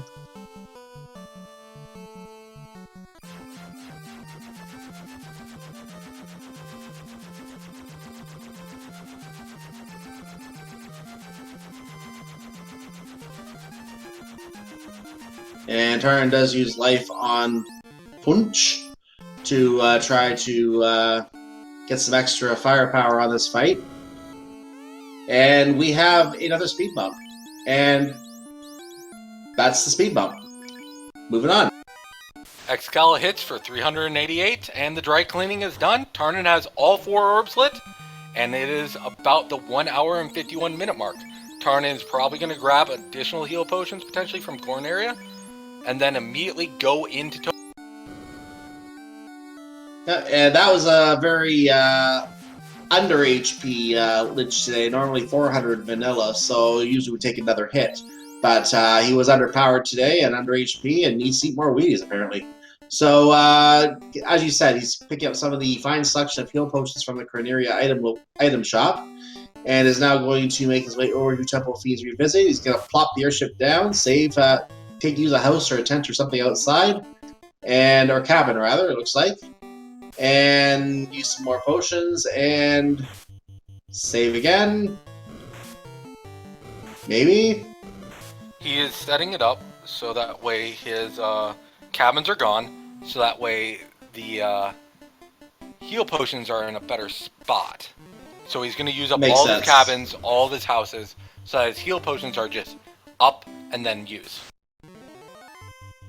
I can see that. So, Chimera's first encounter in Temple Community Revisited, we are now at 1 hour 52 minutes in the past. And Tarnin decided to reset that and do it again.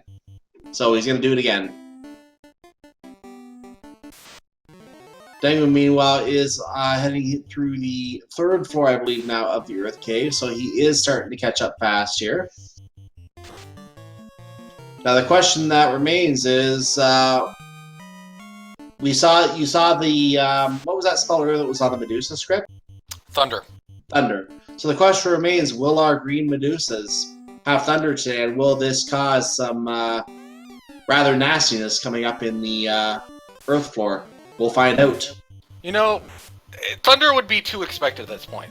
I think they either need to run the theme of the tournament, which is always have Blaze, or, you know, we haven't seen Blizzard yet either, have we? No, I think you're right. Blizzard. I like it.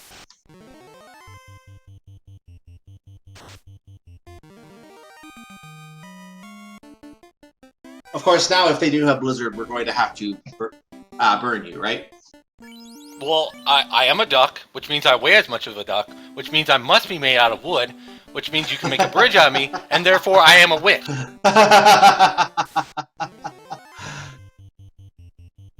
You, sir, underestimate my knowledge of Monty Python and the Holy Grail. I don't even watch that, so I don't care. Anyway, Frosty's here. Batch of 4 of them. They don't hit as much now because, you know, we're stronger.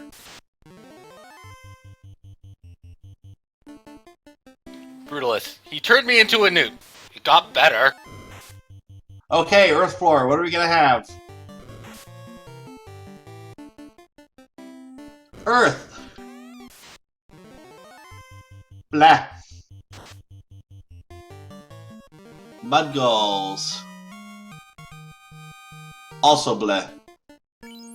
Mudgulls are decent XP, but the problem is we don't really have nukes or fades to deal with them, which is kind of the better way to deal with them. But we got a hero run. And we didn't see the Green Medusa, so we're not going to get our answer yet. We'll see later if Dengwoo ends up running them and if we find out what they have.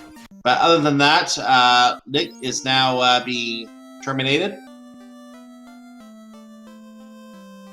Dengwoo is going to go ahead and visit the stage of Crescent Lake. He's maybe aware that he doesn't need to, but he's going to do it for the fans. He might want the opal bracelet for his black belt. That could be it too. Armor. That's the best in slot armor for a black belt who's not going unarmored, because you basically give him an opal bracelet, a pearl ring, and a ribbon, and they have 43 absorb. Well, he seems to have set it up that way and got rid of some unneeded items there, so he is on his way out. Yep. He is going to proceed now, probably to, unless he's stocked up already, he might just go straight to Topher. We have Tarnin already pulling carry 2 at this point. So he swings in, 5 hits for 330 with the Masamune, punches for 261, and carry 2 is down. So carry had less than 600 health. Yeah, that's kind of weak if you ask me. But there is, basically because of Danny keeping track in the background, we also have Faye, another one of our community members, also doing tracking tonight. We have about a 4-minute difference here. 3.5 to 4 minute difference. And Tarnin is about to pull Kraken 2. This Release is the Kraken! Considered one of the first big hurdles of a Topher run. Going Absolutely. with a defense sword, a white shirt, and I believe 2 fights. Well, that was not really a hurdle. No, it wasn't. So that means Time Man has to be especially nasty today, because no one else has really stood up thus far. I don't know. Could be a higher absorb chaos with some nuclear nuke. Yeah. I always love to see that. Yeah, that's always fun to see too. Nuclear, and then Cure 4 to top it off. But let's see what Tiamat has. As Tarnin is pulled Tiamat, going with the white shirt and power gauntlet strat. Defense sword in the first slot, seeing how hard you can pit with another person. So Tiamat does not have that good absorb at this point because the black belt already smacked through for 177. So you can really swing in at. We had a nice 262 hit there, so that's going to take some good damage off here. Other hits are under 100, but they are adding up. There's 64 for a critical hit. Tap gets a hit there. Punch hits for 69. Ice 3 comes out from timeout. Not going to do very much. Still triple digit on all 4 of the characters. Taking another punch for 78. There's a swing for 1 damage. Tap misses. So a little bit evasive this timeout is. 65 from Judy. Slow 2 is used. Someone lost intelligence there. 45 hit. There's another miss on. This is a really evasive timeout. That was another miss. So this is taking a little longer than planned here. Lit 2 comes out. That's not going to do very much. We saw 90 as the biggest hit to Punch, who is lower level. Judy takes a hit on timeout. Nope, misses. So fight hits for 259. That is enough to take down timeout. We're on our way to chaos. So sub 2 hours still at this point, which is always a goal I see for any of these seeds because you could be full clearing the entire game with this kind of flags. Tarnin is going to do some adjustments while dengwoo is on the earth floor. So this is still pretty close. This is game 1 of a best of 3. So again, if Tarnin wins here, that just means Tarnin goes up 1-0 in the particular round. Tarnin still needs to win another one if Chaos is friendly at this point. Yeah, that is correct. This Tarnin does have a little bit of time to work on this, but it looks like he is done. So he is going to go for a 1-0 lead on this Chaos fight right now. Let's see what happens, what this Chaos has today. Power Gauntlet immediately used. Judy hits for 76 damage. Not a bad opening hit. Not very tanky today, it looks like. White Shirt is used. 156 is damage from Chaos to, I think it was Tap who took that hit. White Shirt is used again by Punch. Everyone's getting some evasion. Judy hitting again for another 80. Chaos hits for 199 on Judy. Didn't like that very much. Fight hits for 626. That is a good hit. So some good damage there. 23 damage from the next hit. Heal 2 is being used to get a little bit of HP back. Ink is used to cause some darkness by Chaos. White Shirt is used by Punch. So party is fairly evasive now. Another couple charges, that probably will be good. Chaos is double using Ink. I don't like that strategy by Chaos. Fight hitting for another 442. One more hit should probably take him down. So that's probably the main one that we're going to look at here. Judy taking another hit for 45. White Shirt being used again just for the extra safety. 162 from Tap. Judy hitting for another 80. There's the 380. We've got to be getting close now. We better not see a Cure 4 here because that would be awful. We've already seen about 1,500 damage or so, I think. So Cure 4 would be awful at this point. There's 620. That was a good hit. They were over 2,000, I think. So very good HP here. 233 there. Judy hitting for another 116. Tap hits for 4 damage. The White Shirt does not seem to be getting used anymore. Punch is now throwing attacks in for 148. And there's the final hit. 6 hits, 298. Critical hit. Chaos goes down for Tarnin, and that is GG, as we're going to have an official SRL time of just over 2 hours. 2 hours and 34 seconds. GG. And to remind everyone, dengwoo is on the seafloor right now. He is about to pull Kraken 2. Again, most of these fights did not do much, but dengwoo could see something. He could. Now, something of interest here I want to throw in discussion here. Is it possible that all that time spent on the Bridge of Destiny looking for Warmech might have led to him being in a position where he lost this race? I'm not going to say that outright because, again, levels do matter. He right. has cleared this a lot faster than Tarnin, but it is a factor to take into account. I would say the earlier game was more unfriendly to dengwoo. That was the thing that cost. That indeed was true. He didn't go for the ship right away attempt, which turned out to be on the Princess after being Garland. So we had to do that first to get anywhere in that seed, and he did a very unfriendly start on the right side of the map, which you are right, that did cost him some time as well. So that did equally cause some problems for him just as much as anything else here. So let's see, meanwhile, if Tarnin wants to come in and chat about this race today. But we will continue with Dengwoo, as Dengwoo is on his way through Topher at this point. He's nearly going to pull Tiamat 2 at this point, and he is just... and is going in to fight. So he's going with some fight commands. 174, a white shirt coming through, using the 3-man party at this point. Power Gauntlet from one of his knights. Decides to fight, Power Gauntlet, and white shirt again. He doesn't know exactly what this Tiamat has. Ori now is seeing that Tiamat has some decent absorb and some evade at this point, with only 2 hits for 49 damage from the X-Cal. 2 hits, 66 from the X-Cal. The Masamune completely whiffed, unfortunately. Another 2 hits for about 100 damage, this time getting a crit. So we're sitting at approximately 250 at this point. A miss again from the X-Cal. The white shirt comes through. We nearly have full evasion. Tiamat has damage. That is something that Tarnin did not see. 100 damage from the Master. Another miss from the X-Cal. This evasion is proving to be quite the hurdle to get through. Decides to go full AM prey at this point. Ooh, Let's Thunder. swing in.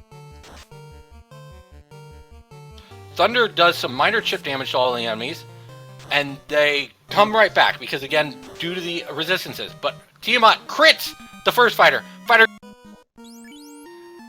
Dengwoo gets through. Dengwoo has life. Dengwoo can get his light warriors back up if you want them. He'll probably wait to bring up his other light warrior right before the chaos fight because he does not want to waste. He can always throw up that first master as a meat shield for...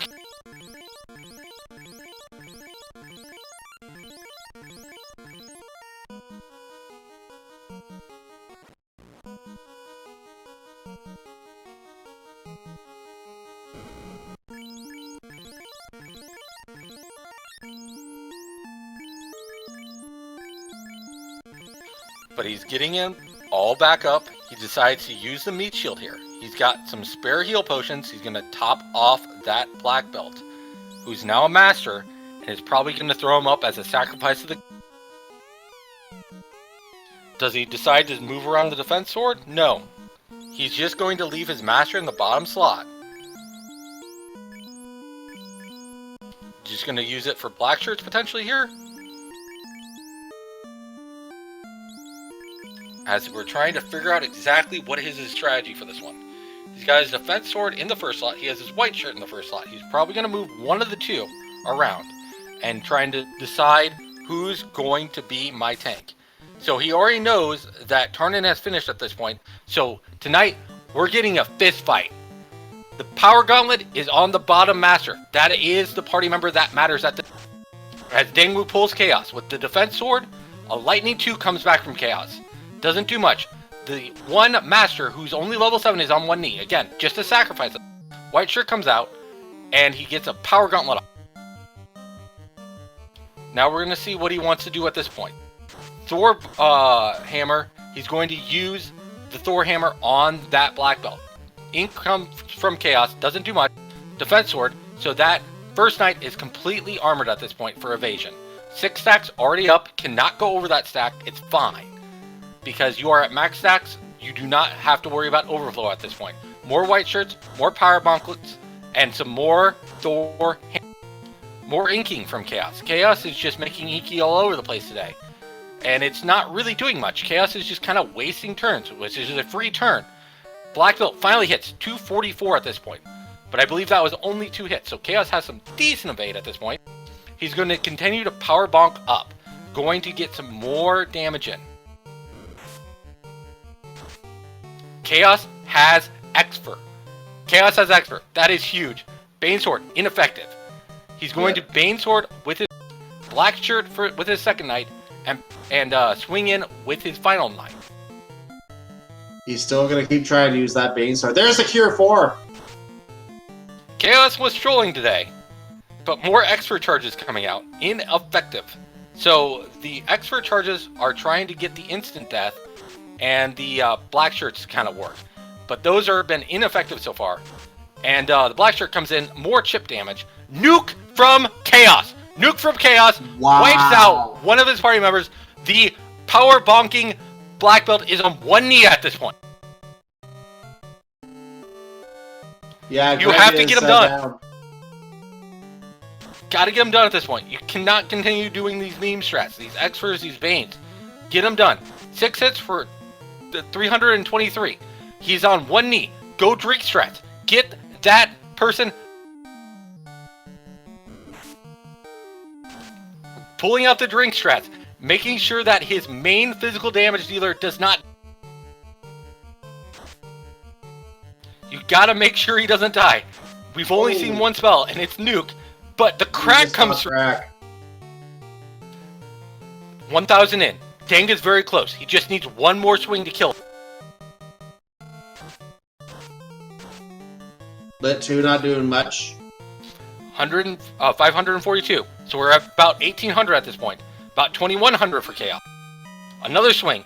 544 gets it done. Dengwoo finish it. My, that was a scary fight finish there for a second. So 2 hours, 8 minutes, and 9 seconds is Dengwoo's official roster all time. And we'll see if he wants to join us as well. So while we wait for them to join us, just going to cover very quickly a couple games coming up on the schedule for this tournament very, very quickly before we start chatting with them. Make sure you come back tomorrow for the first game between Falconic and Shadow Walker. They're going to be doing their first game in their matchup tomorrow at 7:30 p.m. Eastern Time. And then half an hour later, we're going to start the third matchup of the brackets, which is going to be One Fine Day versus St. Von Jester. That starts at 8 p.m. Eastern Time. Note that the channel for these is not yet assigned, so check your local listings, and when the channel is assigned, you'll be able to. You can check speedgaming.org/schedule for more information on that as well. The colors that indicate which channel the race is on, so you can check that and find out where the channel is. You can head to the correct channel, and you can go check out both those races tomorrow. So with that said, I believe we have both runners in the setup room, so I'm literally just going to drag the runners in right now. We're going to chat with them. So Tarnin and Dengwoo are both with us now. GG. Thanks. So we'll start with Tarnin. What did you think about that particular seed today?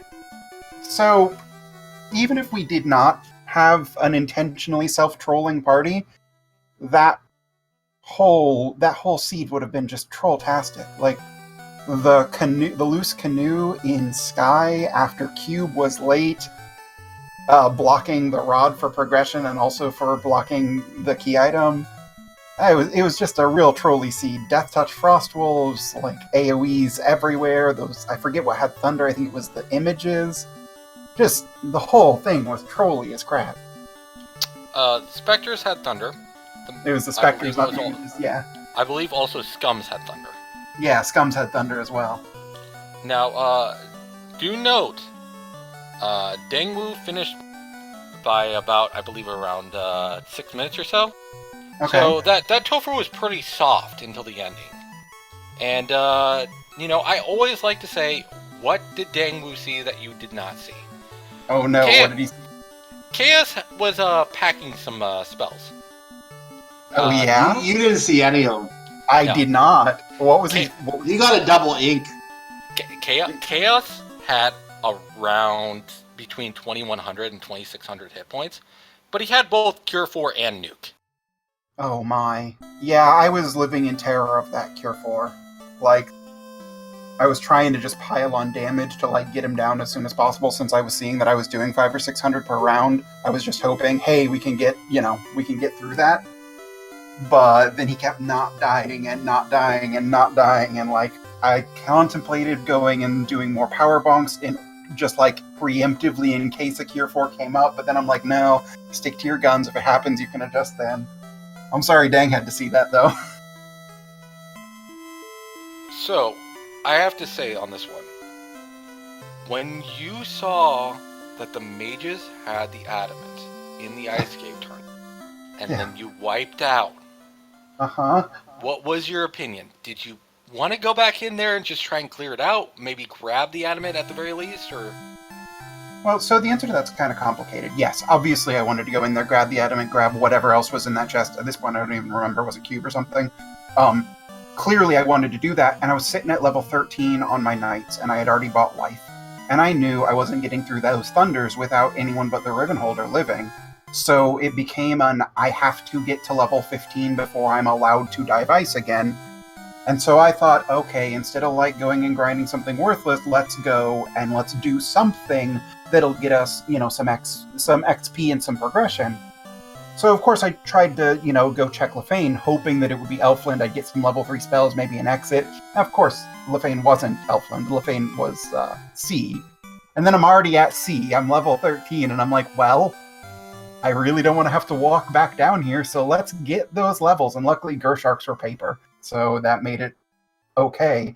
And then I did Mermaids first, because I didn't think I was doing Kraken at level 13. But then, once I'd gotten through Mermaids and I was level 17, I'm not going to leave Lefane to come back later to kill Kraken.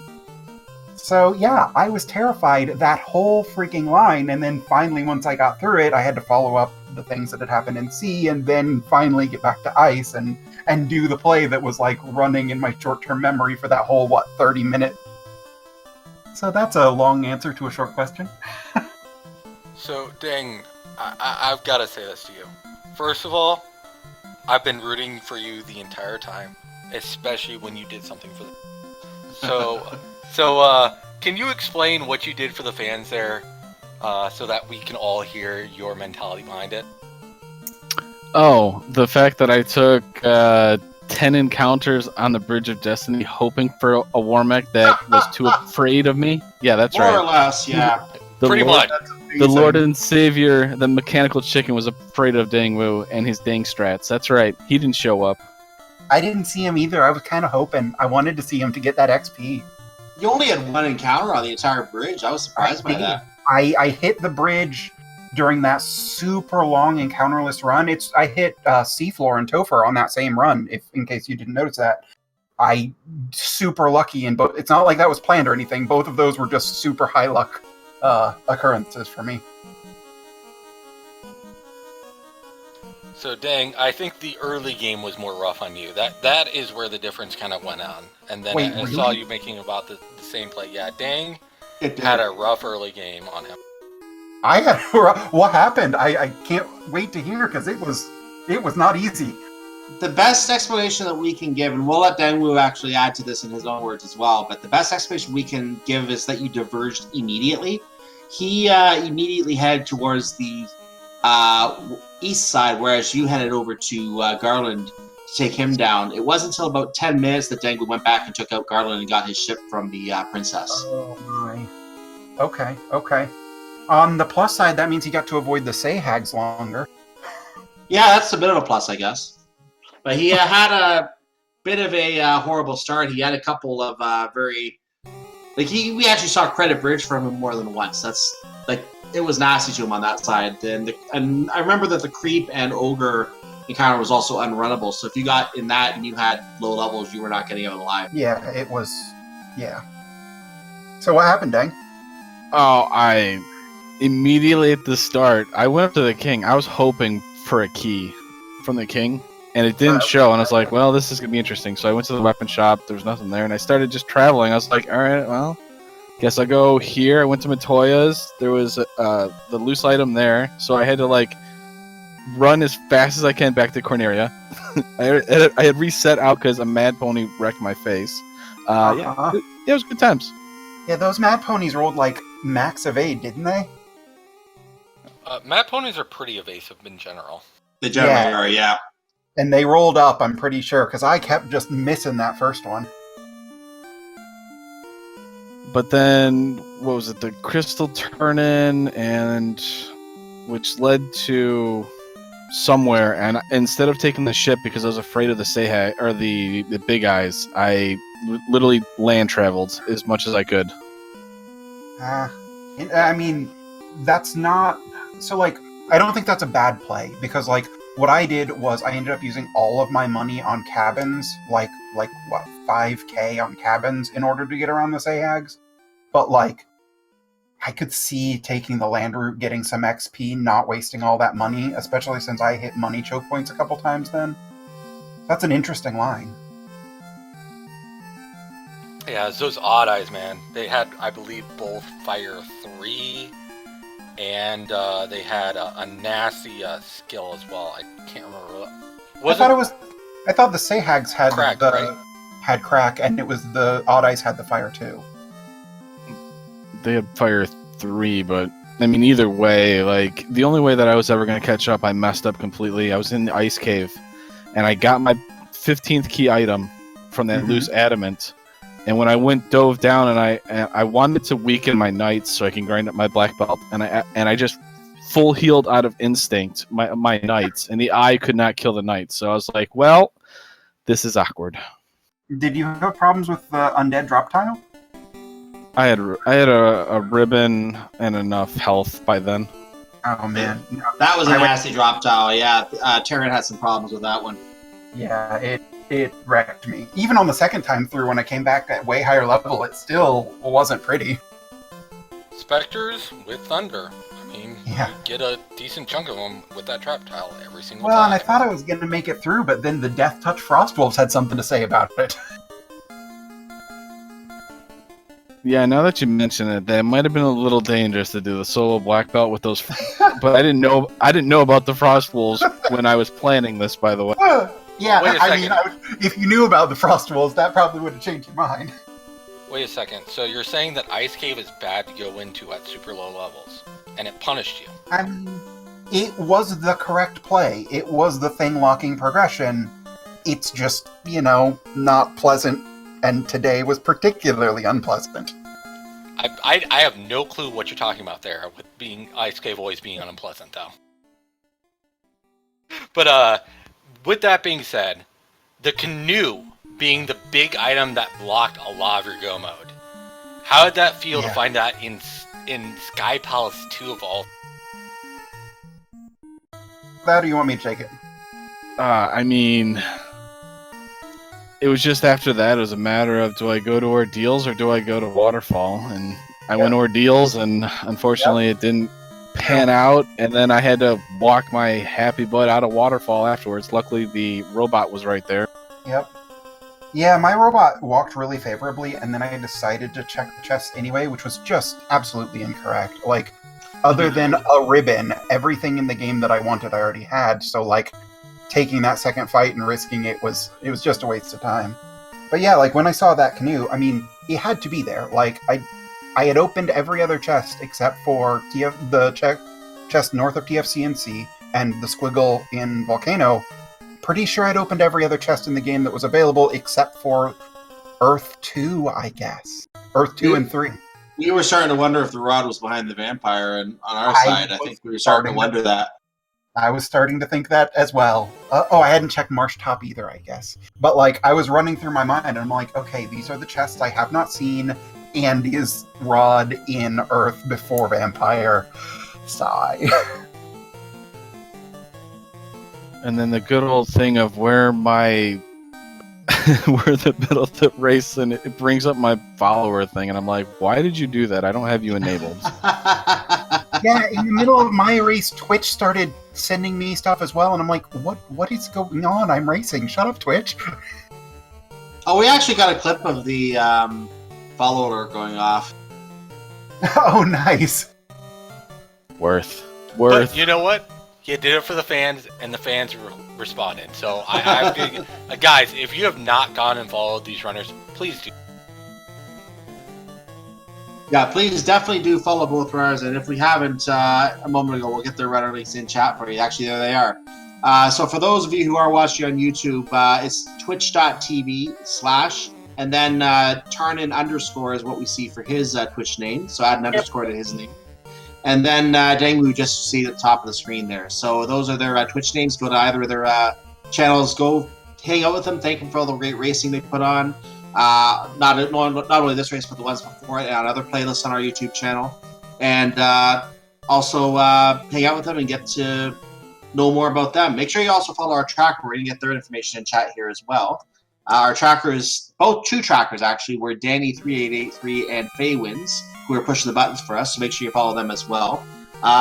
Before we actually wrap up the broadcast, we do have another race coming on in about half an hour here. Do you have any last thoughts on the seed or on the match in general? Let's go with dengwoo first on this one. Go ahead. I mean, just thanking the community, thanking you guys for commentating, and this was probably, I thought I was doing well, and well, I guess I was within 5 minutes, so being 5 minutes of Tarnin or 7 minutes of Tarnin, I'll take it. So thank you everybody for watching. Hope you were somewhat entertained by, these shenanigans. I know I enjoyed them. I was hoping for any role other than BB, but it still was very fun. I'm very thankful that Dang was willing to run a crazy party with me. I love doing crazy shenanigans like this, but most of the time, people aren't up for it. So thank you so much, Dang.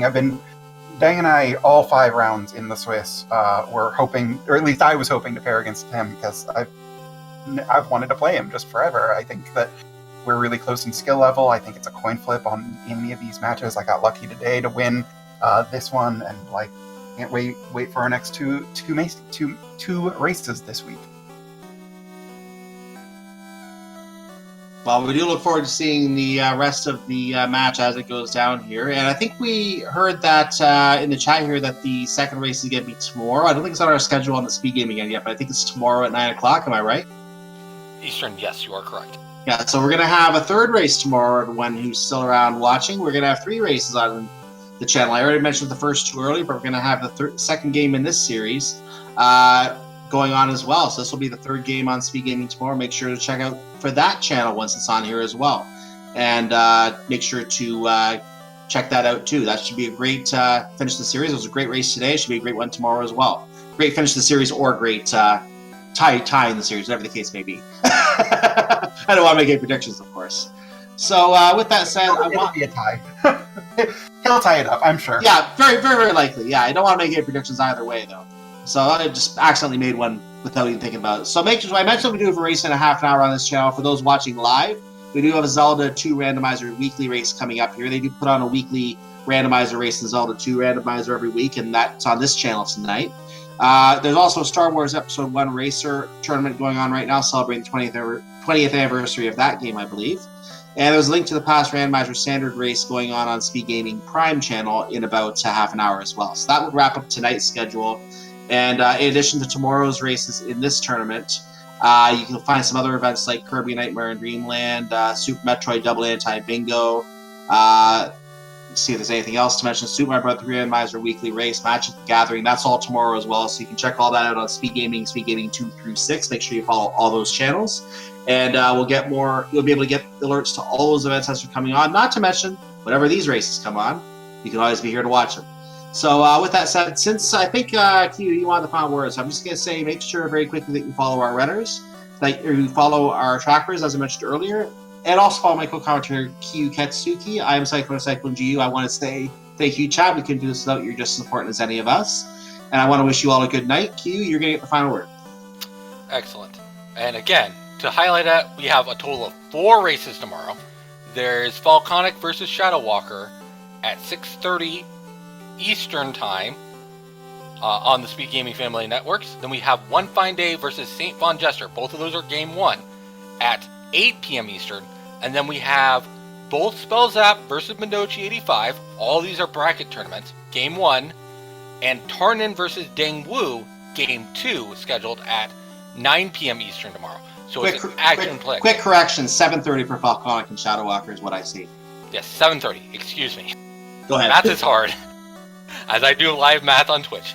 But those are the 4 runs tomorrow. All great runners, all bracket games, 3 Game 1s, 1 Game 2. And I do want to give a quick shout out to our trackers tonight. We had Danny 3883, and we had Faye Wins joining us in the tracker booth. I want to give a shout out to my co-commentator Cyclone. From everyone from the Final Fantasy community, from everyone from the Duck Pond. Again, it's a game. Have fun. We've got players. You can jump in and play at any time. Please join us on the Discord, on the website. Please have fun with the game. Quack from the ducklings, and may the light of the 4 orbs watch over us all. And good night. Quack.